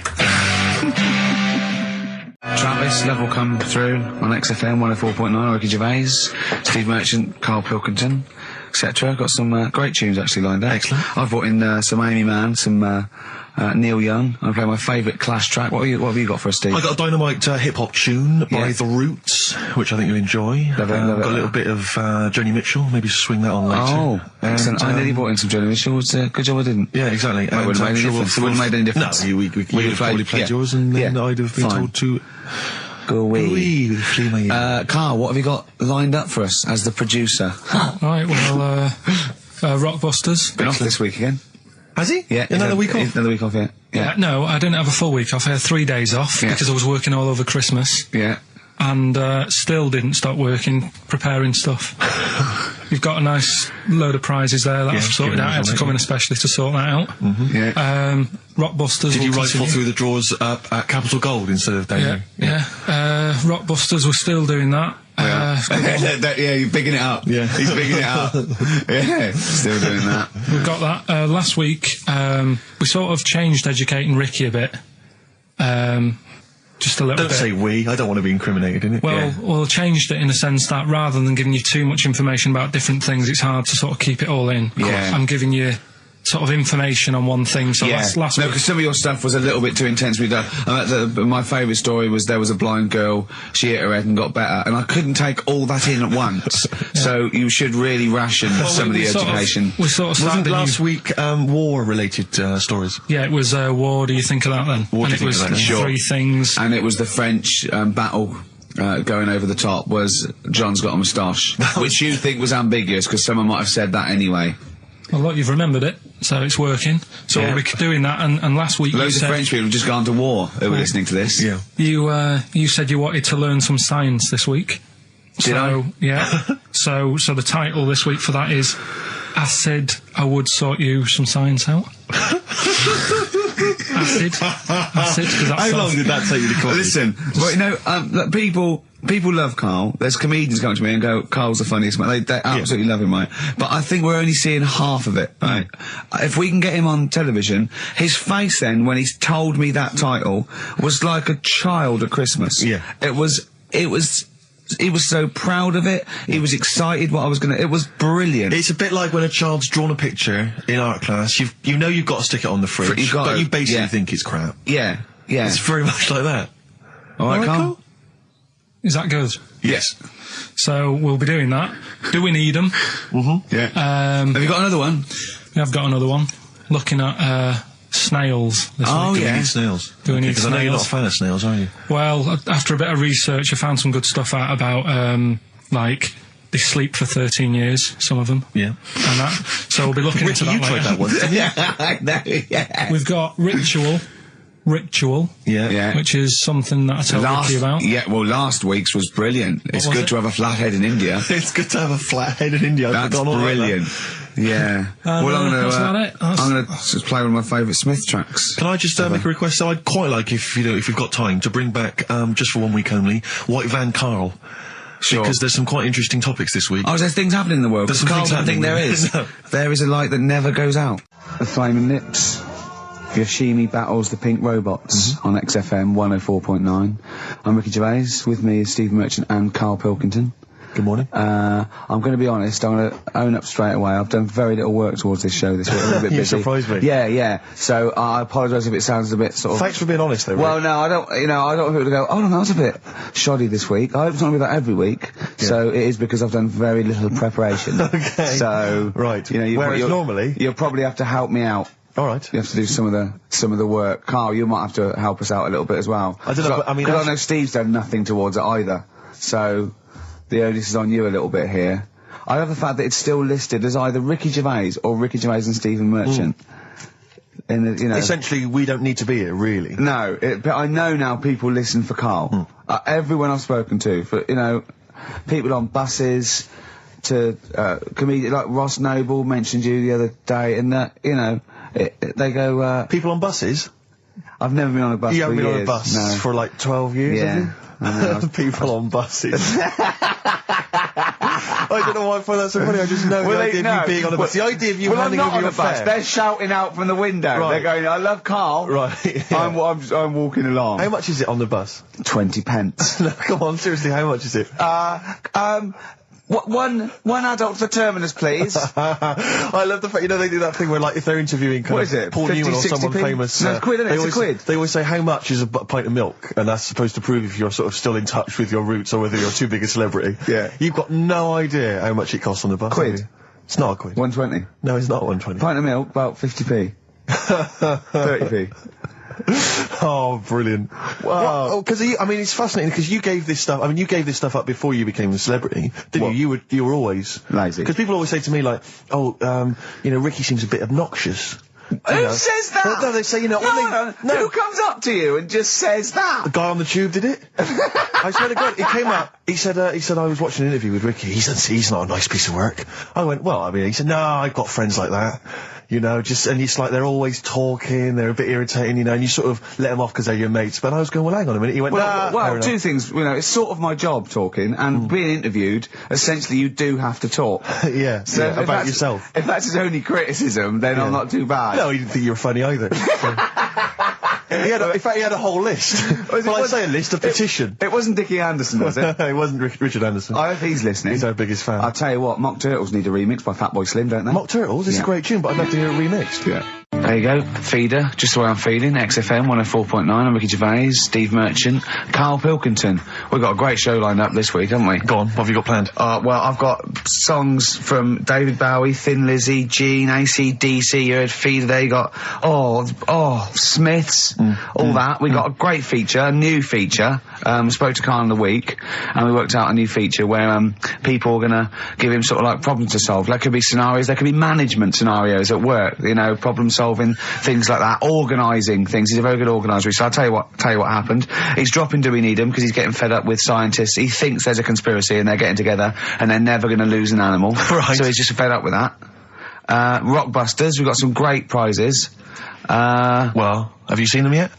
Nah. Be careful. They're not going to be great, I just peeked in, and all I'm going to say to you is Fools and Horses Christmas special? Not the little one with the little car. With the little car, yeah. Brilliant. That is excellent. Karl, what have you got to say for yourself? Hold on, it was a rollover, wasn't it? Because you really mucked up Rockbusters last time. What was he doing? It's saying FP for the whole thing. No, FD you were saying, and it was Frida Payne. Have you written the clues down this week? Because that seems like an obvious way to improve it. Yeah, I'll write the clues A week before he couldn't remember what the answer was. Yeah, yeah. Yeah, but, you know, you learn by your mistakes and that. You don't. Well. So yeah. I'll give you a little taster. We were having a pizza in a pizza establishment. When was it? Wednesday or Thursday? Yeah. And he was going, I'm a good organiser, I'm a good problem solver. Give me any scenario, right? Obviously he didn't say scenario. And I went, okay then, so you're the manager of this place, and there's a couple there, elderly couple, they're about 60. They've had a lovely meal. He went, yeah, right. I went, but the gentleman, he's got a little bit of a heart condition. He takes a pill after his meal, as he should, after meals. He's only taken Viagra. Oh. And now he's stuck in. Wedged in? Wedged in. We've all been there. It's gone, and it's stopping him getting out from the table. Yeah. So what would you do? He went, what? He's stuck in because of his dick. I went, yeah. He went, right. He said, I'd use the situation, I'd make cash. I said, you're not going anywhere, do you want a pudding? Entrepreneurial. Yeah. I like it, Karl. And he went, so that's that sorted, I've got the job on that. Next, I went, okay. You won't believe it. Next day, there's a little problem in the toilets. Two gay men were having sex and they got stuck in each other. Yeah, yeah. He went, right. I'd say, is it the same fella as yesterday with the Viagra? If so, why was he let in again? He was on the door. Yeah. I went, it's not, it's too different. He goes, right. Does his wife know he's cheating on him? Yeah. He went, right, I'd go down, I'd go, and then he went, I'd say this isn't a restaurant problem, call an ambulance. Strictly speaking, not a restaurant problem, no. But am I right? Huh? Am I right? Well, I don't know. Would you give me the job if say, like, you were the boss of that restaurant and you... Do you know what I like about this? At no point did he say, Gervais, why are you being so mental? Yeah, yeah. Why would someone get stuck because they took Viagra by mistake and two people get stuck in each other? But you've heard the stories from his past. That is a perfectly legitimate situation to find yourself in. You grew up in his part of What would Manchester. you do if there was two fellas with big heads and webbed feet and they had a horse in a... Well, what I'd do is... What would you do? What did you do when you first saw them? What, saw the kids lads with the big heads and Yeah, yeah. We should very quickly remind people, if they didn't listen to that particular show, they had webbed hands. Yeah. Did they, or webbed feet? Well, they had webbed hands. Right. And big and heads. enormous heads. But it wasn't related. But they weren't related I know, to each they were other. completely No, separate but I'm people. saying that the webbed hands isn't due to the fact they've got a big head. No, sure. It's two different things. We're just unlucky. Yeah. No, hold on. If they weren't related and they both had webbed hands and big heads, I'm saying there was a condition that was related that had those two. I don't think there was. So what do you think the chances of that are? They're not related, and he goes, "Oh, you got a big head and webbed hands as well." Yeah, just a coincidence, isn't it? Yeah. I honestly don't think it was related. Right. Because I've since seen the same problem again on another kid with a big head. His hands look good. Right, so do you think the big head is just a separate issue? Yeah, it's a totally different illness. It's like having a headache and a cold at the same time. Right, so yeah. not always connected. But the weird thing is, right, looking around in the week at weird stuff on the internet, there's this woman who's got a big head. Oh, yeah. And, she was fed up with it because when she was walking down the street, it was so big, she couldn't hold it up. Right. Right? She couldn't hold it up. Oh God! Okay, shut up. So when she was walking, her eyes were hurting because she had to sort of look up all the time because her head was that heavy. Her chin was sort of balanced on her chest. Right. And she'd have to peek up, yeah. So she goes to the doctors, and this was after years and years, and said, I thought I could put up with it, but I can't. How big was her head? It's big, Rick. I don't know if it was like big because there wasn't a picture. I don't know if it was just big or a lot of bone. So it was heavy. Very heavy. Right, like the Elephant Man, just outcrops. Yeah, right. So the doctor said, we can sort that out. But we'll have to take your head off. Right. Okay, listen to this. Listen, keep going. Because what you don't seem to understand is I have the same reaction to you when I see it. Yeah. What? You're quizzical yourself. So I looked at it, they took her head off, chipped away a bit of the bone, made her head lighter, put it back on.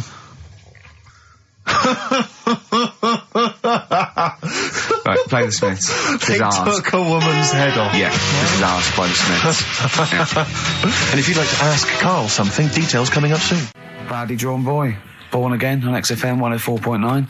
There we are then. Ricky Gervais with me, Steve Merchant and Karl Pilkington.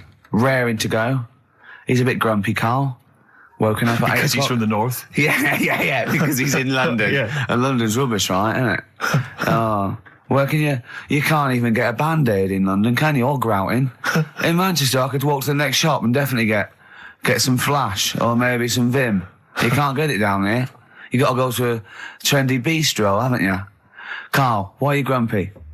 I told you before, I'm just a little bit tired today. Because he had to get up. The builders next door woke him up. No. He's always going about his hours. Those builders probably got up at 6. Yeah, but to I get can there at understand builders who get up early because they're building outside and they've got to get the job done before it gets dark. But he's working in someone's lounge. If it gets dark, put the light on. It's not a problem. So why is he starting work at like 7 o'clock in the morning? Well, because the builders get paid by the day. And if you get a builder there and go, I'll just do 11 till 3, he's not going to go, I'll tell you what, love, just give me 40 quid. I didn't do a whole day. It's a day's work, isn't it? So you want to get the most out of them, don't you? Plus, he probably wants to finish early so he can have a good night out. Yeah, it's a Saturday night. You know what I mean? He wants to... Yeah, he wants to get at least 15 pints in. And he was cheery. I bet he was whistling and, dancing around dancing and tapping, So I don't know how you can be annoyed at that. Why don't you get earplugs? I don't like the idea of earplugs. Why? Because I live in a flat, so it's not as if I'm looking after my house, right? I know. Already, I've lost you. No. That wasn't even a whole sentence, and I don't know what you're talking about. No, but what I mean is, if you live in a house, right, you know that you've turned the lights off downstairs, you know you haven't got a frying pan on, right? Right, okay, So, not really. Keep him going. But I live in a flat, and I don't know what the other people are like. There might be some daft people in there who don't... Imagine that. Right, who don't turn stuff off. Now, if I have earplugs and the fire alarm's going off, I'm not going to hear it. I'm going to have a good sleep, but who knows what could happen? So I don't like earplugs. It's not safe. Okay. If you live in a block of flats. But I think you'll find, because I've used them, I think you'll find that a fire alarm will cut through I the wear them earplugs. sometimes if it's noisy or I want to go to bed early or something, and I hear my alarm clock, and it goes beep, beep, beep, beep, beep. It's All that right, loud. Okay. Well, And a fire alarm is deafening. all right. So we've talked in the past about snails who sleep for 13 years. No, you have. That's never been confirmed. In fact, the expert hadn't heard of it. Well, they do. Okay. I read it on different sites. Okay. So how much does it take to wake them up? Got you. What do you mean? Well, they sleep for 13 years. Yeah, but it's probably. But I don't know what you mean by sleep. It's not the same sort of pattern that we have in a mollusk, is it? There's different. What is sleep? It's when you're sort of shut down, and But they can estivate. They can actually literally no, shut but they didn't down. say that. They said they sleep for 13 years. And I mean, have you ever had like more than 10 hours sleep? Yeah. Feel really groggy? Well, no, I feel good after 10 hours sleep. I feel rough. I just was thinking what a snail would be like. Be like, oh. Be even slower than normal. Be even slower than you. Play a record. Well, anyway. Email in if you know what on earth Karl's talking about. Ever. Chilly weather. Why not put on a cardigan? That was the Cardigans. And for what it's worth, a lovely tune there. Oh, that's a joy. We should definitely talk like that more. XFM 104.9. Ricky Gervais, Steve Merchant, Karl Pilkington, all right? All right. Yeah. Well, we got a jam-packed show today. We got so many we got more features than Karl's got on his face, which is about the same as Morph. Yeah. Very few. It's just really a head, isn't it? A little. That's where I've seen him before. More. On Take Heart. Yeah. We've got Rockbusters. That's Have we? still No, going no strong. more feelings on that. No, Fair but enough. he's said he's going to buck his ideas up. We've got chimpanzee that. Karl finds an amusing monkey or ape related story. We've got Karl in a film again. Right, excellent. Yeah, I've had a look lot of forward- great response from that, Carl, on the internet. and It stuff, was on the my email. favourite thing we've done. People raving about that. So And, what's, can we say what the film is this and week? excuse my French, we've got some bloody great music. Oh, pardonnez-moi. Wow, I don't know. I can't speak French. I will try and start. Well, I'll just give you a taste. We got Oasis, Cardigans, you just heard there. We got Lloyd Carl. We got a bit of Pretenders coming up. Eminem, Feeder, Coldplay, all the greats. Can I play you some TJ's fan club later? Yeah. What should we have now? Oasis. Go on, Yeah. Brilliant. White Stripes, Dead Leaves and the Dirty Ground on XFM 104.9. I'm Ricky Gervais with me, Steve Merchant, Karl Pilkington. We have got a great show lined up for you. Absolutely. Today it's just, Valentine's weekend, some love songs, we've got some chat, and of course the competitions. I'll tell you what, I was walking here today, and the West End is crammed. There's helicopters, there's police, there's about 1 million people sort of just milling around, standing around with placards and stuff. I don't know what they're doing, but they've got too much time on that. They need a war. You don't read the newspapers, do you? Boring. Ooh, those boys can rock there. That's the Guns with All Their Roses and Sweet Child of Mine. On XFM 104.9. I enjoyed that. Yeah. That was good. It rocks. I hope the audience was playing it loud like us. Yeah. Ricky Gervais, Steve Merchant, Karl Pilkington. Well, look at him yawning. How rude is that? Carl, what's wrong with you, man? Have you been up late? A little bit. Girlfriend was away, wasn't she, yesterday? Yeah, I always have a problem with that. Because you don't go to bed, do you, early? Do you know what I mean? You sort of think... I just always find that thing that if, you're used to living with someone, Yeah. one of you will go, let's go to bed, then you'll go, all right. But when you're on your own, you go, You just forget to go to bed. I just stay up. Okay, stop eating now, Carl. You've ate all the food. That's just a plate. All right. Okay. Yeah. No, I stayed up and watched, there was a thing on about Dracula, Right. What, Dracula? and I found a flaw in it. Go on. Not the fact that he's the living dead and No. and drinks blood to stay alive and he doesn't reflect And he can in turn into a mirrors. bat. Well, And you can go on. the mirror thing, you can't look in mirrors, can he? Well, he can look in mirrors, but he can't see himself in a mirror. Yeah. That still doesn't work. Go Okay, on. go on. It doesn't work at all, Carl. It doesn't work Go anyway. on. Well, Centre parting's always really neat. His centre parting's always... how does he do it if he can't look in the mirror? Blood on the floor or something it was called. Rubbish. I love the flaw in the Dracula film is that his centre parting's too neat. How does he do it without a mirror? Oh. Was it a documentary about Dracula? No, Yeah, there was the real it's Dracula. The real Dracula. Yeah, the real Dracula, the It's true just a story. film. It had blood on the floor or something. It's called. Yeah. It's rubbish. From 1970. Yeah. Right, but you say that and watch that. You know there aren't Yeah, really sure. vampires in that sense. Yeah.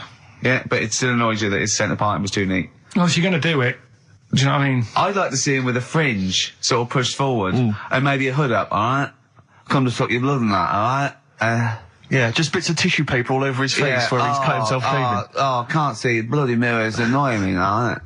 I'd love to see that. A little mank Drac. That'd be great, wouldn't it? Well, that might be a film that we do in our movie. Mancula. Just getting onto that. Mancula. Count Mancula. Alright? You got any rave? You got any rave music? Got any Oasis like that? That'd be brilliant.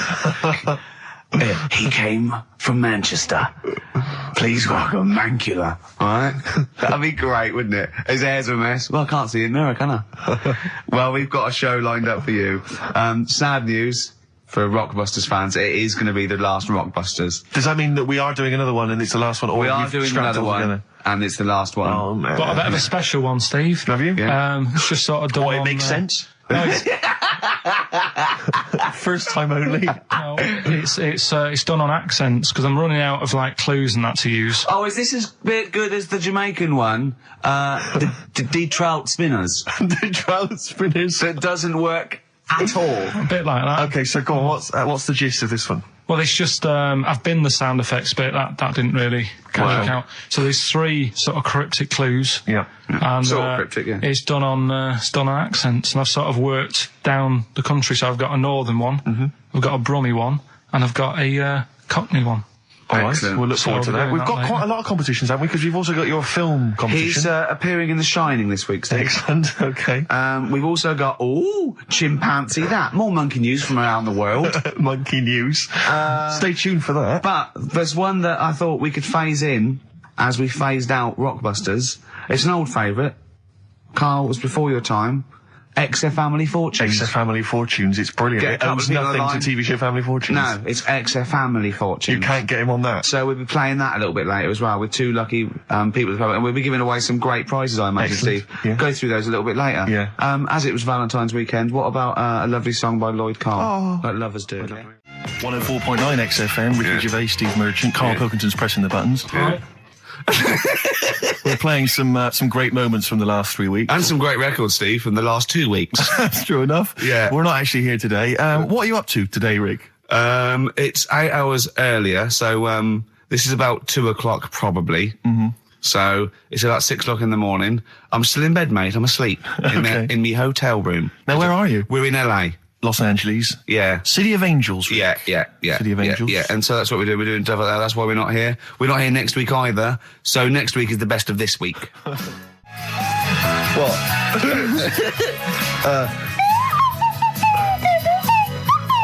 Someone's left one of those little things in here. It's brilliant, isn't It's it? amazing. What are they called, those things? I imagine just there. I was thinking of being in the front row at a Morrissey concert and going, can I just play along? They are brilliant. I don't know what kind of sound that is. I don't know. It's only used for when Kenneth Williams Yeah, exactly. sees someone undressing. Yeah. That's the only time that is used, that noise. Exactly. That is But brilliant. it's like it was specially created for the Carry On films. Yeah, we need, I don't know what it is, but we need something when I walk in and see someone changing. Well, what about this? There is a light that never goes out by the Smiths. I phoned Carl up in the week, yeah, and I said, what are you doing? He went, well, even though it's one of my days off, I'm just doing some research on the web. Found anything that said, yeah, I'm doing science. And then he said, you can get wigs for dogs in Tokyo. That's his scientific fact. And I went, what do you mean? Dogs, if they need a wig? I said, if they need a wig, what? Dogs going bald? And he went, like, this is fine to him. He went, it's a stressful city, Tokyo. The world's all right with Carl. He's always got an explanation. I've only ever seen him confused once. When in Edinburgh, he looked out of his window one day and he saw a bloke putting a parking ticket on some rubbish. Yeah. And that genuinely confused him. Yeah. He couldn't work out, could you? It's a bit weird, isn't it? And the woman breastfeeding her 8-year-old child, you didn't like, did you? I don't like that. But the what's the name? Animals with wigs. I kind of thought, after I put the phone down to you, I kind of thought about it, thought, yeah, it's a bit daft, that. Are you sure he's not the ageing pop group? No. The Animals? But when you think, have you ever seen like a bald pet? No. It's weird. What do you mean? Because my mum, we had a cat, we used to get through loads of cats because we lived on a...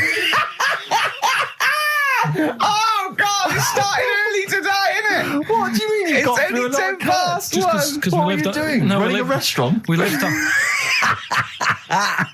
Oh, God, what do you mean? No, we lived on like a main road. Oh, yeah. Right? So Yeah. we used to get through a lot of them. My dad It was kept their saying, risk. you know, stop wasting money, you know, it's not Stop good. wasting money, not wasting cats. Right, so anyway, we had this cat that was ill all the time. And It's just bag of nerves, probably. Yeah, malingerer. Yeah, I'm terrified. I'm going to which house? Rome. Oh, God, bloody hell. Rome. Don't let me go to the Pilkingtons. and it, for some reason, it kept being sick all the time. Right? Yeah, that is nerves. That's definitely nerves. So my mum kind of thought, I've had enough of this, and she shaved it. Whoa. Whoa. Now, I know you're not vets in your family, but what correlation did your mum think there was between it being sick and shaving it? Because it kept being sick, and it was a pain to wash, because it kept getting So caught she up. wanted a dry wipe cat. So Why didn't she just varnish it? What? it's weird. It's weird, though. So now he's cold and sick. No, but not all of it. She left sort of the back half, but sort of from its waist, sort of. I love that. Shave it because it's sick on itself. And That is it was the genius. weirdest looking thing. I mean, normally I like cats. I'm always like giving yours a stroke on the head and that. Yeah. But as soon as she did that, it was like, oh, Yeah. can't touch it. And then So now it's sick, cold, and hated. Yeah. Carl. It must have, I mean, the other cats must have been taking the mick out of it constantly. It's just making things worse. I'm hoping that it got run over and was put out of its misery. no, I think it got all right, that one. Or is that the? Yeah, I did get run over. I did. Oh, God. Oh, dear. How many cats do you say you've got through? I'd say whilst I was living at home, I mean, it's still on the increase even though I'm not there.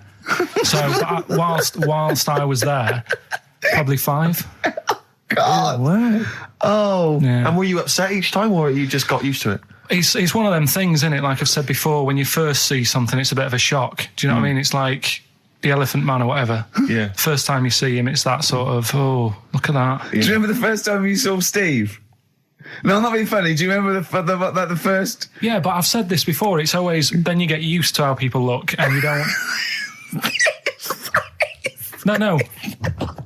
I'm going to burst. You have to play a record. No, but... Because I just see Steve's face. No, but I've got used to it. Shut up. Well, here we are again, XFM on a Saturday. Just gone 1 o'clock, Steve, if I'm very much mistaken. But we're not here as such. We're away again, gallivanting around. We've got to do the special sort of best of again. Okay. Which we did a few weeks ago. So this is the best of the last 3 weeks. Which I think is, I think it's the best 3 weeks we've ever had. But I'd like it condensed into 2 hours. Yeah. Yeah. Some great music as well in there. Yeah, there'll be some great music, interspersed with fine chat that you've already heard. Yeah. Except this bit. This bit's new.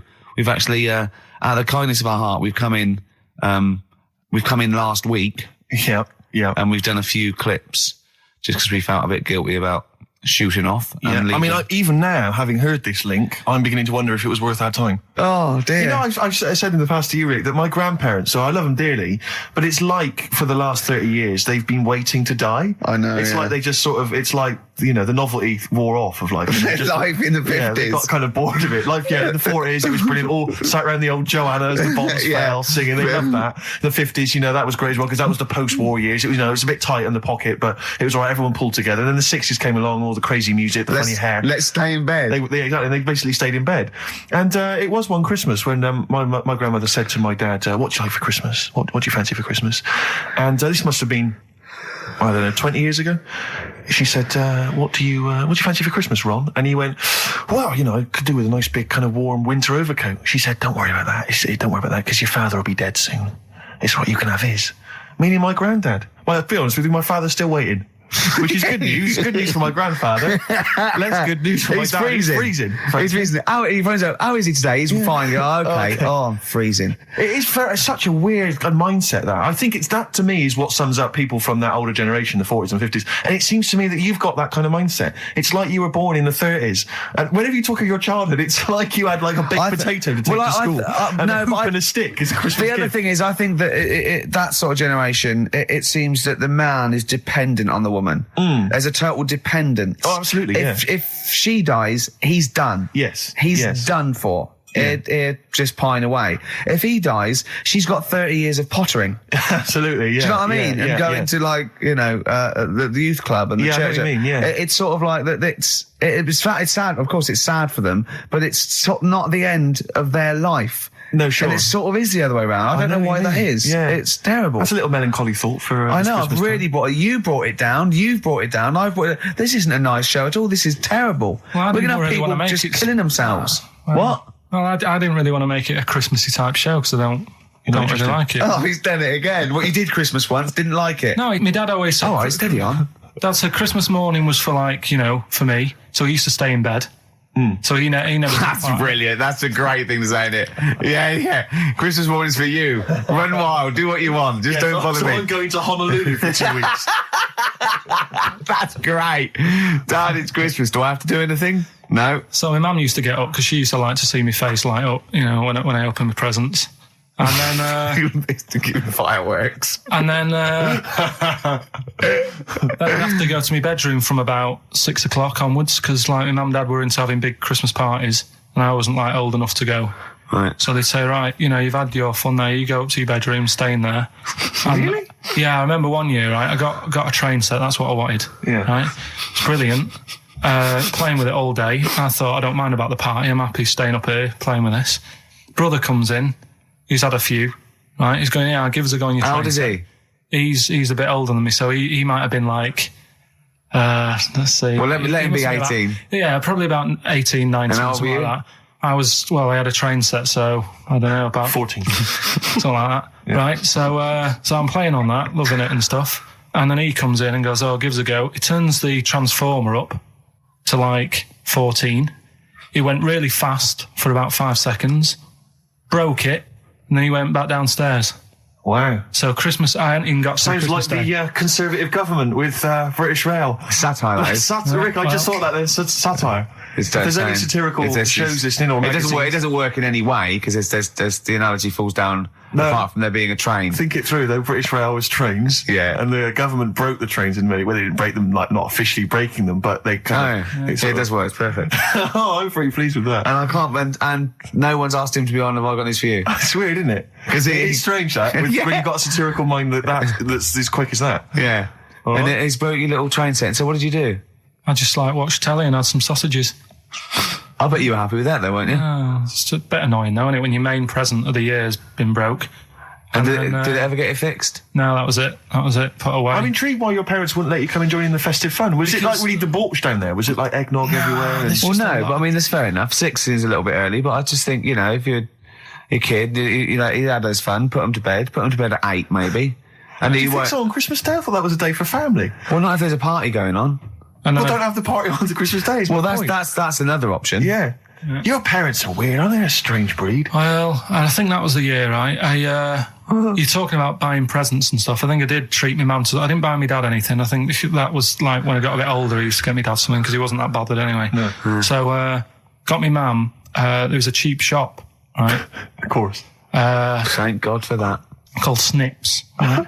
So I went in there and I thought, let's see what I can get her. And remember Victoria Plum? I don't think so. Well, it's like a fairy character. Right. Right. I mean, mum's into gnomes and stuff, right? So I thought, right. She must be pleased with you then. Victoria Plum. I was thinking, is that one of the neighbours? Is it like a brandy Do you liqueur? remember Victoria Plum? Victoria Plum. Victoria Plum, yeah, it's like a little fictional sort of character, right? Okay. So I saw it. I thought, yeah, she'll love that, right? So I did my paper round, saved up for 2 weeks, right? Got that sorted. Went to Snips, bought the Victoria Plum. Next day, I'm in town with her, right? So I think, I know what I'll do. I said, come in here a minute, right? So we go in and we're looking around, and I tested her, right? I went, look at that there. That's all right, isn't it? And she goes, oh, it's bloody awful. Oh, Carl. Oh, Carl.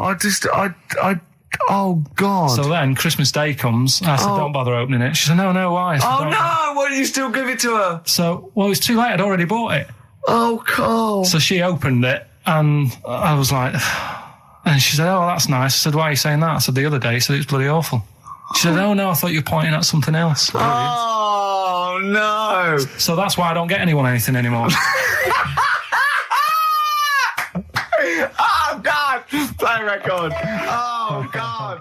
Oh. Beautiful day. You too, to kick off the show, Steve. Absolutely. The Ricky Gervais Show with Steve Merchant. Hello there. And Claire Sturgis. Hello, Indeed. boys. Carl's ill. Well, he's not here. I mean, I never believe people when they're ill. I think they're always malingering. I never take any days off work. I just think you can drag yourself in unless it's life-threatening or... To be fair, Rick, can I just stop you there? It's not so much that you take days off as you'll just suddenly decide around lunchtime that you've overeaten and you need to go and lie down. But I'm my own with boss. a cold compress. Yeah, and but a I'm my Swedish own... masseuse. I'm my own boss. Yeah. So it's In not a so much you take days room. off. It's not so much you take days off as you never actually do a full day's work. Yeah, You actually exactly. prevent that straight away. I never take that hour and a half off a day. Exactly.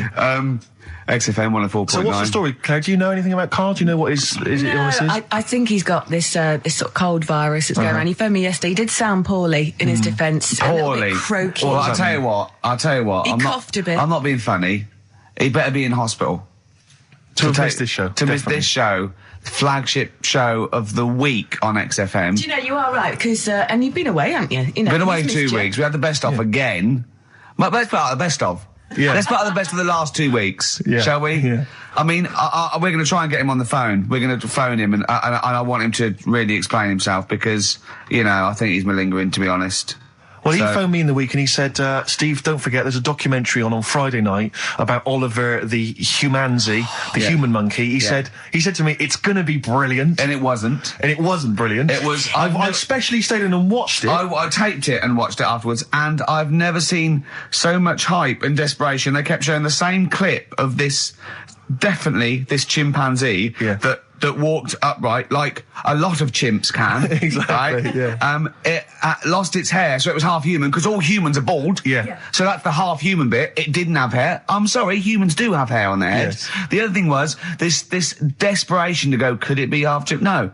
It's a chimp that superficially looks less like a chimp than other chimps. So Lee Evans looks a bit like a chimp. Is he half chimp, half human? No, he's a human who looks a bit like a chimp. That's libelous. Yeah. That's a bit insulting, isn't it? Have you Should we there. just play some music? Yeah, now? I'm really sorry about that. I'll get back to you on that. TikTok, that's Coldplay and Clocks on XFM 104.9. Actually, can I tell you a Coldplay coming in a couple of weeks' time to co-host Zoe Ball's show? Right, 1, don't ever interrupt me. 2, don't tell them about other people's shows. No. Okay, moving on. Thank you. Please do not mention that there are any other television celebrities on this channel, on this station. We don't want to convince people it's only Ricky. But the interruption was the main thing. Sorry. Well, we can't get hold of Karl, right? We looked, it's got his old number out there. His home number? Yeah, it's a hold on. Right. So, we went to the new records. He hasn't even given him this new home number. So something's funny going on. He doesn't want to be contacted. He hasn't given me his home number. I've tracked down a friend who's looking at it for us. That phone might ring any moment. I apologise for that. But why is Karl not available? It's interesting that neither you or I, and I like to think of ourselves as being fairly close friends of Karl. Yeah. We have made him the man he is today. We cannot get in touch with him. In the same way that bloke bought Oliver. Sure. I think that Karl is now ours. Yeah, exactly. Well, exactly. I think very much that's true. Yeah. Yeah. Karl is very much like a humanzi. If we look, we're going to lose contact with him and find him 5 years in a circus in Manchester. Exactly. They're doing experiments on him. Yeah. We can't figure him out. Yeah. Well, there's something wrong with his looks like a human, but he acts like because usually humans stand upright. Yeah. And Karl likes to walk on all fours whenever he can. Yeah. He's not interested in other human women. He's only interested in apes. Yeah. It doesn't make sense. Oh my God. And he's bald. He is bald. Oh, look, there's as much evidence for Karl being a humanzi as Oliver. Yeah. I think there's more. And, Well, Karl barely walks upright. I know. Scared of fire. Yeah, I know. It is interesting, isn't it? Oliver was built, wasn't he? Yeah. I don't know. Why were you looking, Rick? I'm interested that you I couldn't, what, your eyes were kind of uncontrollably drawn Steve, towards they were his... just there. No, I didn't say anything. I was just looking at his face. No, sorry, Rick, but if there's something you want to get off your chest... Yeah, and that was the human part of it then, was it? Being built like that? Because it's humans, but... Yeah. Although Karl's is very tiny and hidden behind. And I've noticed something else as well. He's got a big red arse. That's true. Hasn't he? Yeah. Yeah, it's all beginning to slot into place. And I've seen him climb up a cabinet and eat a banana as well. Just over lunchtime. And peel it with his toes. It's all coming together. Yeah. Right, we're going to track him down because he's malingering. He's definitely I'll tell you what, he's at home now in the garden swinging on his tyre. He's not ill. I think more truthfully, someone said to me that I said Karl might be ill. They said, right, are you not going to do the radio show then? Well, that's what annoys me. I mean, that's the biggest problem is that, let's be honest, we haven't got anything without Karl. All we've got is the hook. People are staying listening because eventually they think we might get through to him at home. Yeah. And there'll be fun on this show to be had. If we don't get in touch with Karl, I think we may as well just shoot off and leave Claire to do the show. I've got some great music. Is that not a... Well, it's a small... Well, you could leave the music with me. I could just play There's not many reasons That is true, for us to be here. Okay, well, play some great music now, play Steve. a great tune. Okay, wedding present, Steve. Yeah, I'll explain what it is afterwards. Just play it. It's a joy. There's a monkey theme. There is a monkey There is a theme. monkey connection. Call in if you know the answer. Clocks from the Coldplay on XFM 104.9. I'm Ricky Gervais with me, Steve Merchant, and back... Karl Pilkington. Hey. He's raring to go. That's nice when you have a bit of time off, isn't it? Yeah, how long have you had off now About then, 3 Karl? weeks. About 3 weeks, yeah. We can't do that because we're sort of self-employed and we'd be letting people down. But it's different when you get paid anyway whether you turn up or not. But good to have I'm good to have never off ill. No, it's the first time I've ever been off ill. Like, well, no, I mean, just you're off 2 weeks and then you're off No, I just wish I was the kind of person who could let down an audience of regular listeners. Yeah, but like I say... Well, no, we spoke to you. You weren't that bad. A cold, you don't go home for a cold. We were discussing this last night in the pub, and, you don't go home for a cold. Okay, so moving on. What have we got then? We've got some great songs. I've brought in the Smiths, I've brought in Buzz Cox, I've brought in Neil Young. I know Steve's got some hip-hop. Some great hip-hop. I've got some great Elvis Costello. It's going to be great. Carl, come on, concentrate. You've been away for 3 weeks. Just annoyed. No, stop saying that. What? You're annoying me now. Why? What you do? Go home ill? Oh, he's annoyed me. Oh, has he? Yeah, I got wet jeans and I'm a little bit annoyed. Can I have some time off but still get paid? Yes, of course you can, Steve, Carl. right, he called me up, winding me up about this. And, right, I'm 30, right? I'm 30 now. I can only remember being off 2 times. Oh, his memory's going as well. You had some time off. And both of them were when I was at school. What's school? One when it was windy. Why did you have time off? Because it was windy. But to be honest, Carl, that lasted for 7 years. Your time off at school. Why did you have time off? Because it was windy. Were you windy, or was it windy outside? No, it was like when... Your auntie wasn't out the window, was she? When the winds were bad in the 70s, and my mum said, oh... What? I remember space operas and flares. I don't remember the winds being bad in the 70s. Well, my mum just said, you might get blown into the road, so don't do that. She had so much faith in you, didn't she? As a human being. Is that why she got fired from the pie shop? I'm not coming in today, I might get blown into the road. God. The funny thing it was, right, Steve, they had this thing going at school, because a lot of people used to wag it back then. Right? Used to what? Wag it, sort of not go in. Yeah. Right. And they sort of tried to make it interesting for you by giving you an education. A certificate if you did a full week. Reward for the rest of your life with achievement. That sort of carrot. And also, like, let you go home at 3 o'clock on a Friday. Right. If you'd done a full week and that. Right? Yeah. So it was lovely weather all week. Then it just sort of changed on a Friday. And I got up and it was all windy. It was always windy for Friday on 7, isn't it? Don't, if you don't go in because, you might get blown into the road and that. So I said, all right, then I'll stay off. And, so why did she told you to hold on to a fence or walk you there? What's this? Don't go out. Immediately give up. I love this getting blown into the road. Is that based on your cats that kept getting blown into the road? Well, so I got to school on the Monday, right? And the teacher said, right, today, to punish you, you're the only one who wrecked the whole week, right? Everyone else came in. You didn't. So everyone else is going home at 3 o'clock today. But you're not.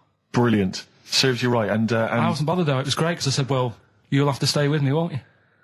And it was great. So all I did for half an hour was doodle and stuff. It was great that afternoon. Yeah. And that was ages ago. That was like when I was about 8. And that's one of the times I was off ill. Yeah. So it was but that wasn't even ill. That was wind. Yeah. Yeah. So, right. Yeah, it's a bit different when you're to be honest with you, world, though, Carl. You can't just not turn up because you've got a bit of a cold or you're a bit fed up. I mean, we had an appointment 4 o'clock Thursday, wasn't it? And he had to call it because I cancelled it. Meeting went on a bit late. Time management. Get things done. If it was important, you'd get it done. Play a record, Carl. Pull your finger out, please. Oh, that's them Red Hot Chili Peppers, and they can't stop. I'm Ricky Gervais with me, Steve Merchant and Karl Pilkington. You're listening to XFM 104.9. Coming through today, it's noisy again out there. It's a nightmare. A lot of people marching up and down. What's that about? Well, from what I can work out, there's hundreds of them, millions of them, and they're all shouting really loudly. What do we want? Peace. When do we want it? Now. What do we want? Peace. I want to go, shush. Yeah. We all want a bit of peace on a Saturday. Yes. Keep it down. Please. I can barely hear myself think. I know. And he's not listening. Tony's not listening. He can't hear you from there. You may as well give up. He's not listening. There was 1 million of you last time. It didn't do anything. Hey, but Steve, there's no attitude. You know what? I couldn't find Boy George's War is Stupid, so here's a bit of Dylan. Bob Dylan. The times, they are a-changing. The thing is, Rick, it makes me wonder if the times, are they changing? I mean, it seems to me that life's pretty much the same as it was way back in the 60s when Bob Dylan wrote that song. Got any idea what you're talking about? No idea whatsoever, You Rick. don't really know about politics, do you? Know anything about it. Don't even read the papers. Got no interest, really. Yeah. Not particularly informed. My life's cushy. Got some awards and stuff. Doesn't bother me. So, on a serious note, though, it is a bit worrying. I want somebody to put my... Do I have to get gas masks or something? No, because there are guys out there in Leicester Square today wearing novelty hats. If they don't sort this war out, then no one can. Okay, well, I'm not talking about it. You would worry about it. I would worry about it. Well, you maybe, Steve. Why? Sort of people who are successful are worrying about it more than other people. Just because, they've got more to lose, haven't they? Right. No, do you know what I mean? You see, like, Bruce Willis on the telly saying, oh, it's not good, is it? And it's because he's got a big house and loads of cars. If you live, you know, on a council estate, it's like, well, if it gets bombed, probably doing us all a favour, we'll get nice new blocks of flats to live in and that. It happened with Manchester, with the bomb that happened, and they bombed the Arndale Centre. Did us a favour. Got a nice new Marks and Spencers and that. So hold on, this puts a whole new twist to the argument when people say bombing the world's poorest countries is wrong. Because I remember when the Afghan problem was on, people were saying bombing the world's poorest country is wrong, but it's like home improvement, according to you, then. Yeah. Because they've got a brand new B&Q, have they, overnight? They're popping down there every Sunday. Anyway, let's not go on about it. Yes. Well, think what you're saying. Yeah, I know. My family was killed, but look, a carpet warehouse. Yeah. Do you know, I think, you know, people don't want to hear about this today from us. They want to hear, you know, the new features, the songs of phrase. What song's a phrase? It's the feature we started last week, where we take clips of songs, we make up a phrase from the show. I mean, a famous phrase, last week's world famous phrase was, there's this airy Chinese kid, you'll remember. Yes. Well, it was called Crosswords last week, but Phil emailed in a good suggestion and said call it Songs of Phrase. Brilliant. Songs of phrase. Songs of phrase, but perfect. So are we still going with Cheapest Chimps? We're persevering with that, aren't we? Got some Cheapest Chimps lined up. We'll be doing that before 3 o'clock. Yeah. Great. Again, who else can say that? So good. So for the next 2 hours, everyone should just bury their head in the sand, ignore the world's problems, and enjoy features such as Cheapest Chimps and songs of phrase. And a bit of Shearing Braves. Oh, class. The SIBO, the bitter end on XFM 104.9. I'm Ricky Gervais. With me is both Stephen Merchant and Karl, the K-Man, Pilkington. Oh. So you've already got that. That's safe. It's only 4 minutes past. You've had placebo and you've got us three. So you're definitely going home with that. Yeah, whatever that's happens. safe. That's on its way to the hospice. Exactly. You've banked that. Yeah. Now, do you want to gamble all that to go on and listen for another 2 hours? Well, you could walk away now and you're up. Yeah, you're up. You're already up. Right, that's brilliant. You have not wasted any time. Do you want to gamble that against another 2 hours? It might be shoddy, it might go downhill, but it might get even better, Karl. What do you say they do? Listen for another 2 hours? Yeah. See, we shouldn't have done that. We shouldn't have asked Karl, because a lot of them now are already taking what they've got. And what they've got is great, Rick. What they've got is lovely. Yeah. They're loving that. They're going to enjoy that. We have got monkey news. We've got Cheapest Chimps. That's not the same thing. How many radio stations have got 2 ape-related simian features? Rick, can I point out now, a lot of people are making that mistake. A lot of people are thinking that monkey news is exactly the same as Cheapest Chimps. It's not. Let's keep that clear. It's not. It's in the same ballpark, but it's not the same. There are apes. They're involved. They're involved. Yeah. We've also got some great music. Yeah. We've got an amusing sketch about a fly. He's looking forward to that. Oh, and Mystique are dropping in. Let's hope the Mystique ladies are coming in. Singing their I want to kick off with a song that is, you know, you've got like half a dozen posing songs that when you're sort of like between 40 and 18, they were the ones you'd put on to get ready to go out, or just pose around, or be that pop star, or think you're on stage, or whatever, or in the video. Yeah. And embarrassingly, I dug this out, and I remembered I used to post this like a mother when I was about 14, right? It's his Street Life by Roxy Music. You used to do... Mine was Oops Upside Your Head. Yeah. It was just me on the floor in my bedroom. One day there'll be other people in this imaginary pose. yeah. Elbows going everywhere, knocking over vases. Yeah. But then I remember later, it was Black Lace's Superman, which is something similar. Do you remember that? That was brilliant. Wow. Spray, ski, da-ding, da-ding. If you've out there in Radioland got any funny jokes, then call in. Email them in, because we need some. Oh. Hickory dickory dock, some lads there just wrote a song called Clocks. The lads are Coldplay. And the song is? Clocks. I'm Ricky Gervais, with me Steve Merchant, Karl Pilkington, pressing the little buttons there. XFM 104.9. What's that little Well, I think I do more than press the buttons. Right, see, this is it, right? Karl has had a little strop on since last night, okay? And He's had a little strop on? Yeah. You said strop on. I just wanted to clarify. And I don't know why. He says that I'm an annoying person. He says that I wound him up, right? Which I don't know. He says that you're winding up because you're sort of like negative about I'm everything. negative? Yeah. And, but what I think it is because we pointed out that his lateness is unacceptable. Yeah. He said, meet you at 6. He turned up at 20 past. He said, well, someone stopped me in the corridor. I don't care. I've got stuff to do. We had stuff to do. I think we're a bit busier than you, Carl.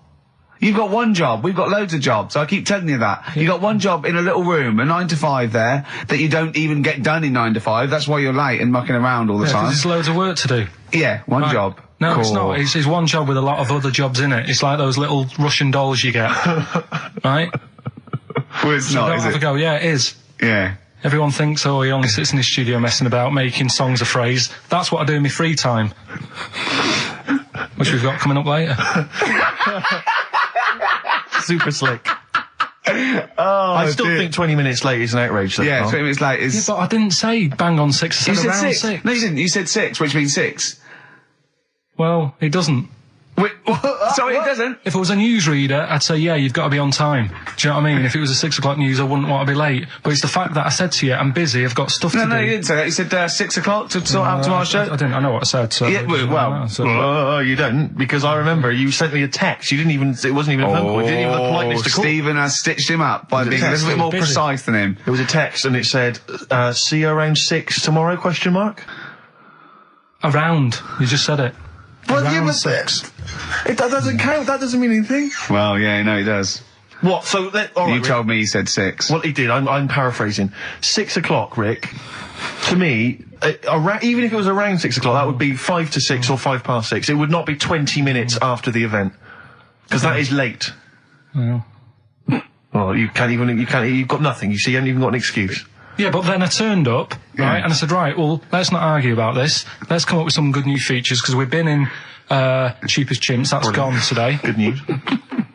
He never liked Cheap as Chimps, Carl, did he? Right, he never liked it. Do you know what? Do you know who's took it further?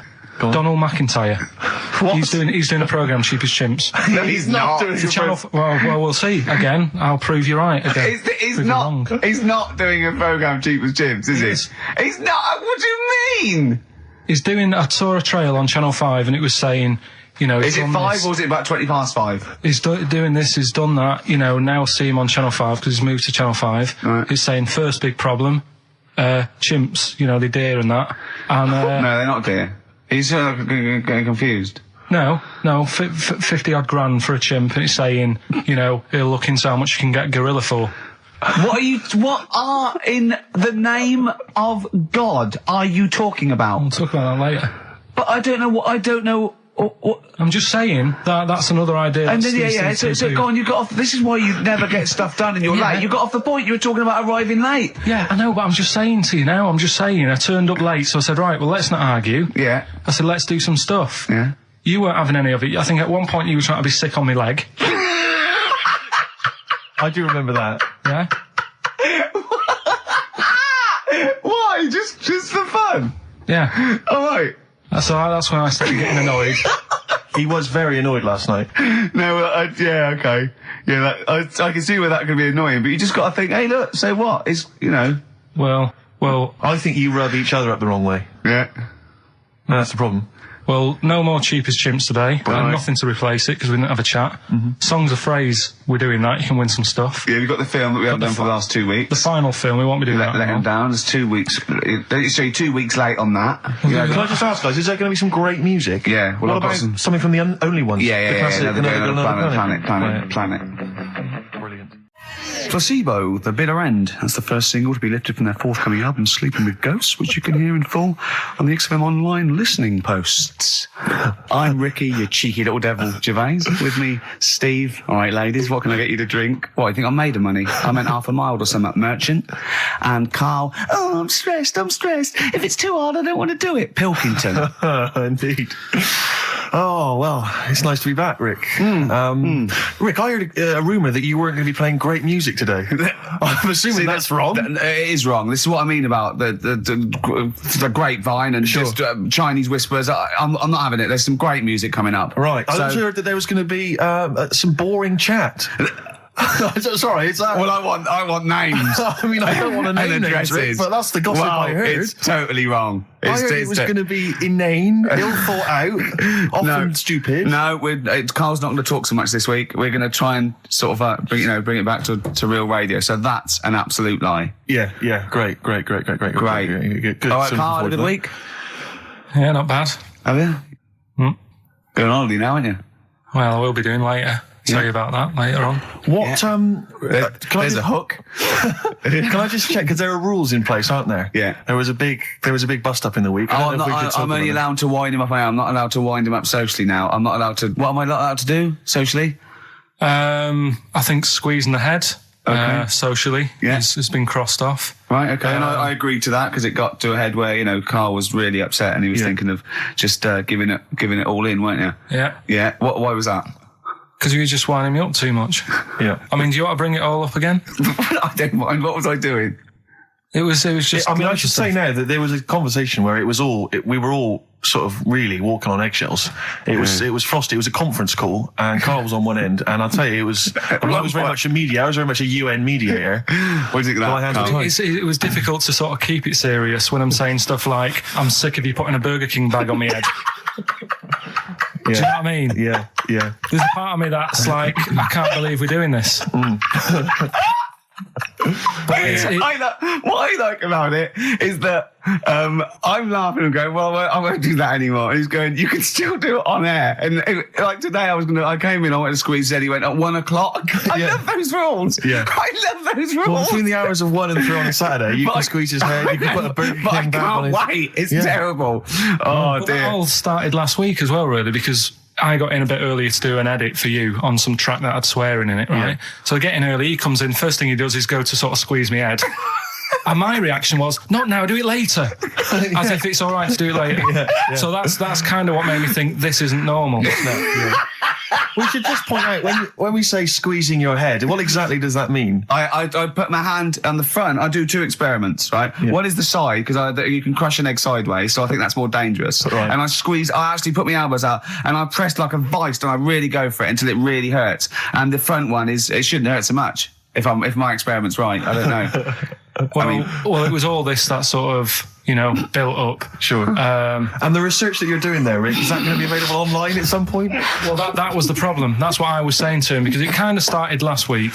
Well, it's been going on since we've known you. Yeah, but I just upped it last week. It got out of hand a bit. I upped it to when I think it got to ahead on Thursday when I filmed it. That was it, yeah. That's right, I brought in a cameraman to film me torturing him. And there was some people from the 6th floor being shown round. Yeah, some management and that, showing probably clients round. Sort of, they've probably been on all the different floors, same what all the different radio stations do. This is XFM, the sort of this sort of noise going on. Yeah. You see them all look down and saying, don't do that, right? Sure. They might want to spend a load of money. Yeah. Right? Yeah. And he's doing that, he's wrestling with me, he's filming it. So that's when I just thought, It's mad, isn't it? And then when we were having the argument on the phone, I was saying, has this been some sort of experiment? Yeah. He did. He said that, and of course I lost it. Yeah, but it's all good now. Do you want to squeeze his head before we play the next? I won't at the moment because we've got to get on. It's not right, and that annoyed me as well because I was trying to find out where he was going. I was filming him. I was going on waiting for Carl. Told Johnny he's meeting a mate at 6, which annoys me on 2 counts. And I'm just doing it to the camera, So I'm gonna follow him and just turn up and go. All right, where you been? But then when I came in, he went, I'm meeting a mate, and he told me where it was. So I told him that spoils my fun. Of course. Because you'd want to just track him down. I don't want him to like it. Yeah. Which is pulled the rug under my carpet now that he's going to let me do. Do you know what I mean? It's just, it's a little bit annoying. It's that thing though, you see. This happened years ago to me, right? When, you get pally with someone and then you wind each other up and then there comes a time when you just go over the line. Yeah. Right? What happened? Well, it was this lad called Anthony, right? Who was my mate. Yeah. And we used to sort of always have a little fight in the toilet and that. Sure. Right? Punch each other. No, I want to wipe it. And the punches, used to get harder and stuff. And then, so he hit me harder. Turned out into a proper fight. Yeah. I chipped his tooth on the sink. Right? Right. This happened at school, and it was time for assembly, and I thought, and he's in the toilet crying. I thought, go to assembly. There's police in there. in the assembly that day telling people about unnecessary violence. And you thought they were there for you? So I'm like, oh no, Anthony's going to come in a minute, like crying with all blood coming from his mouth. So I'm going to get arrested. Yeah. Did you go run and sleep? That was an example of... Yeah. I mean, it kind of happened because I went out with a girl who he fancied. How old are we now? About 8 or 9. I think that's out of order, going out with a mate's girl. Yeah, but she didn't like him. He had like big ears and that.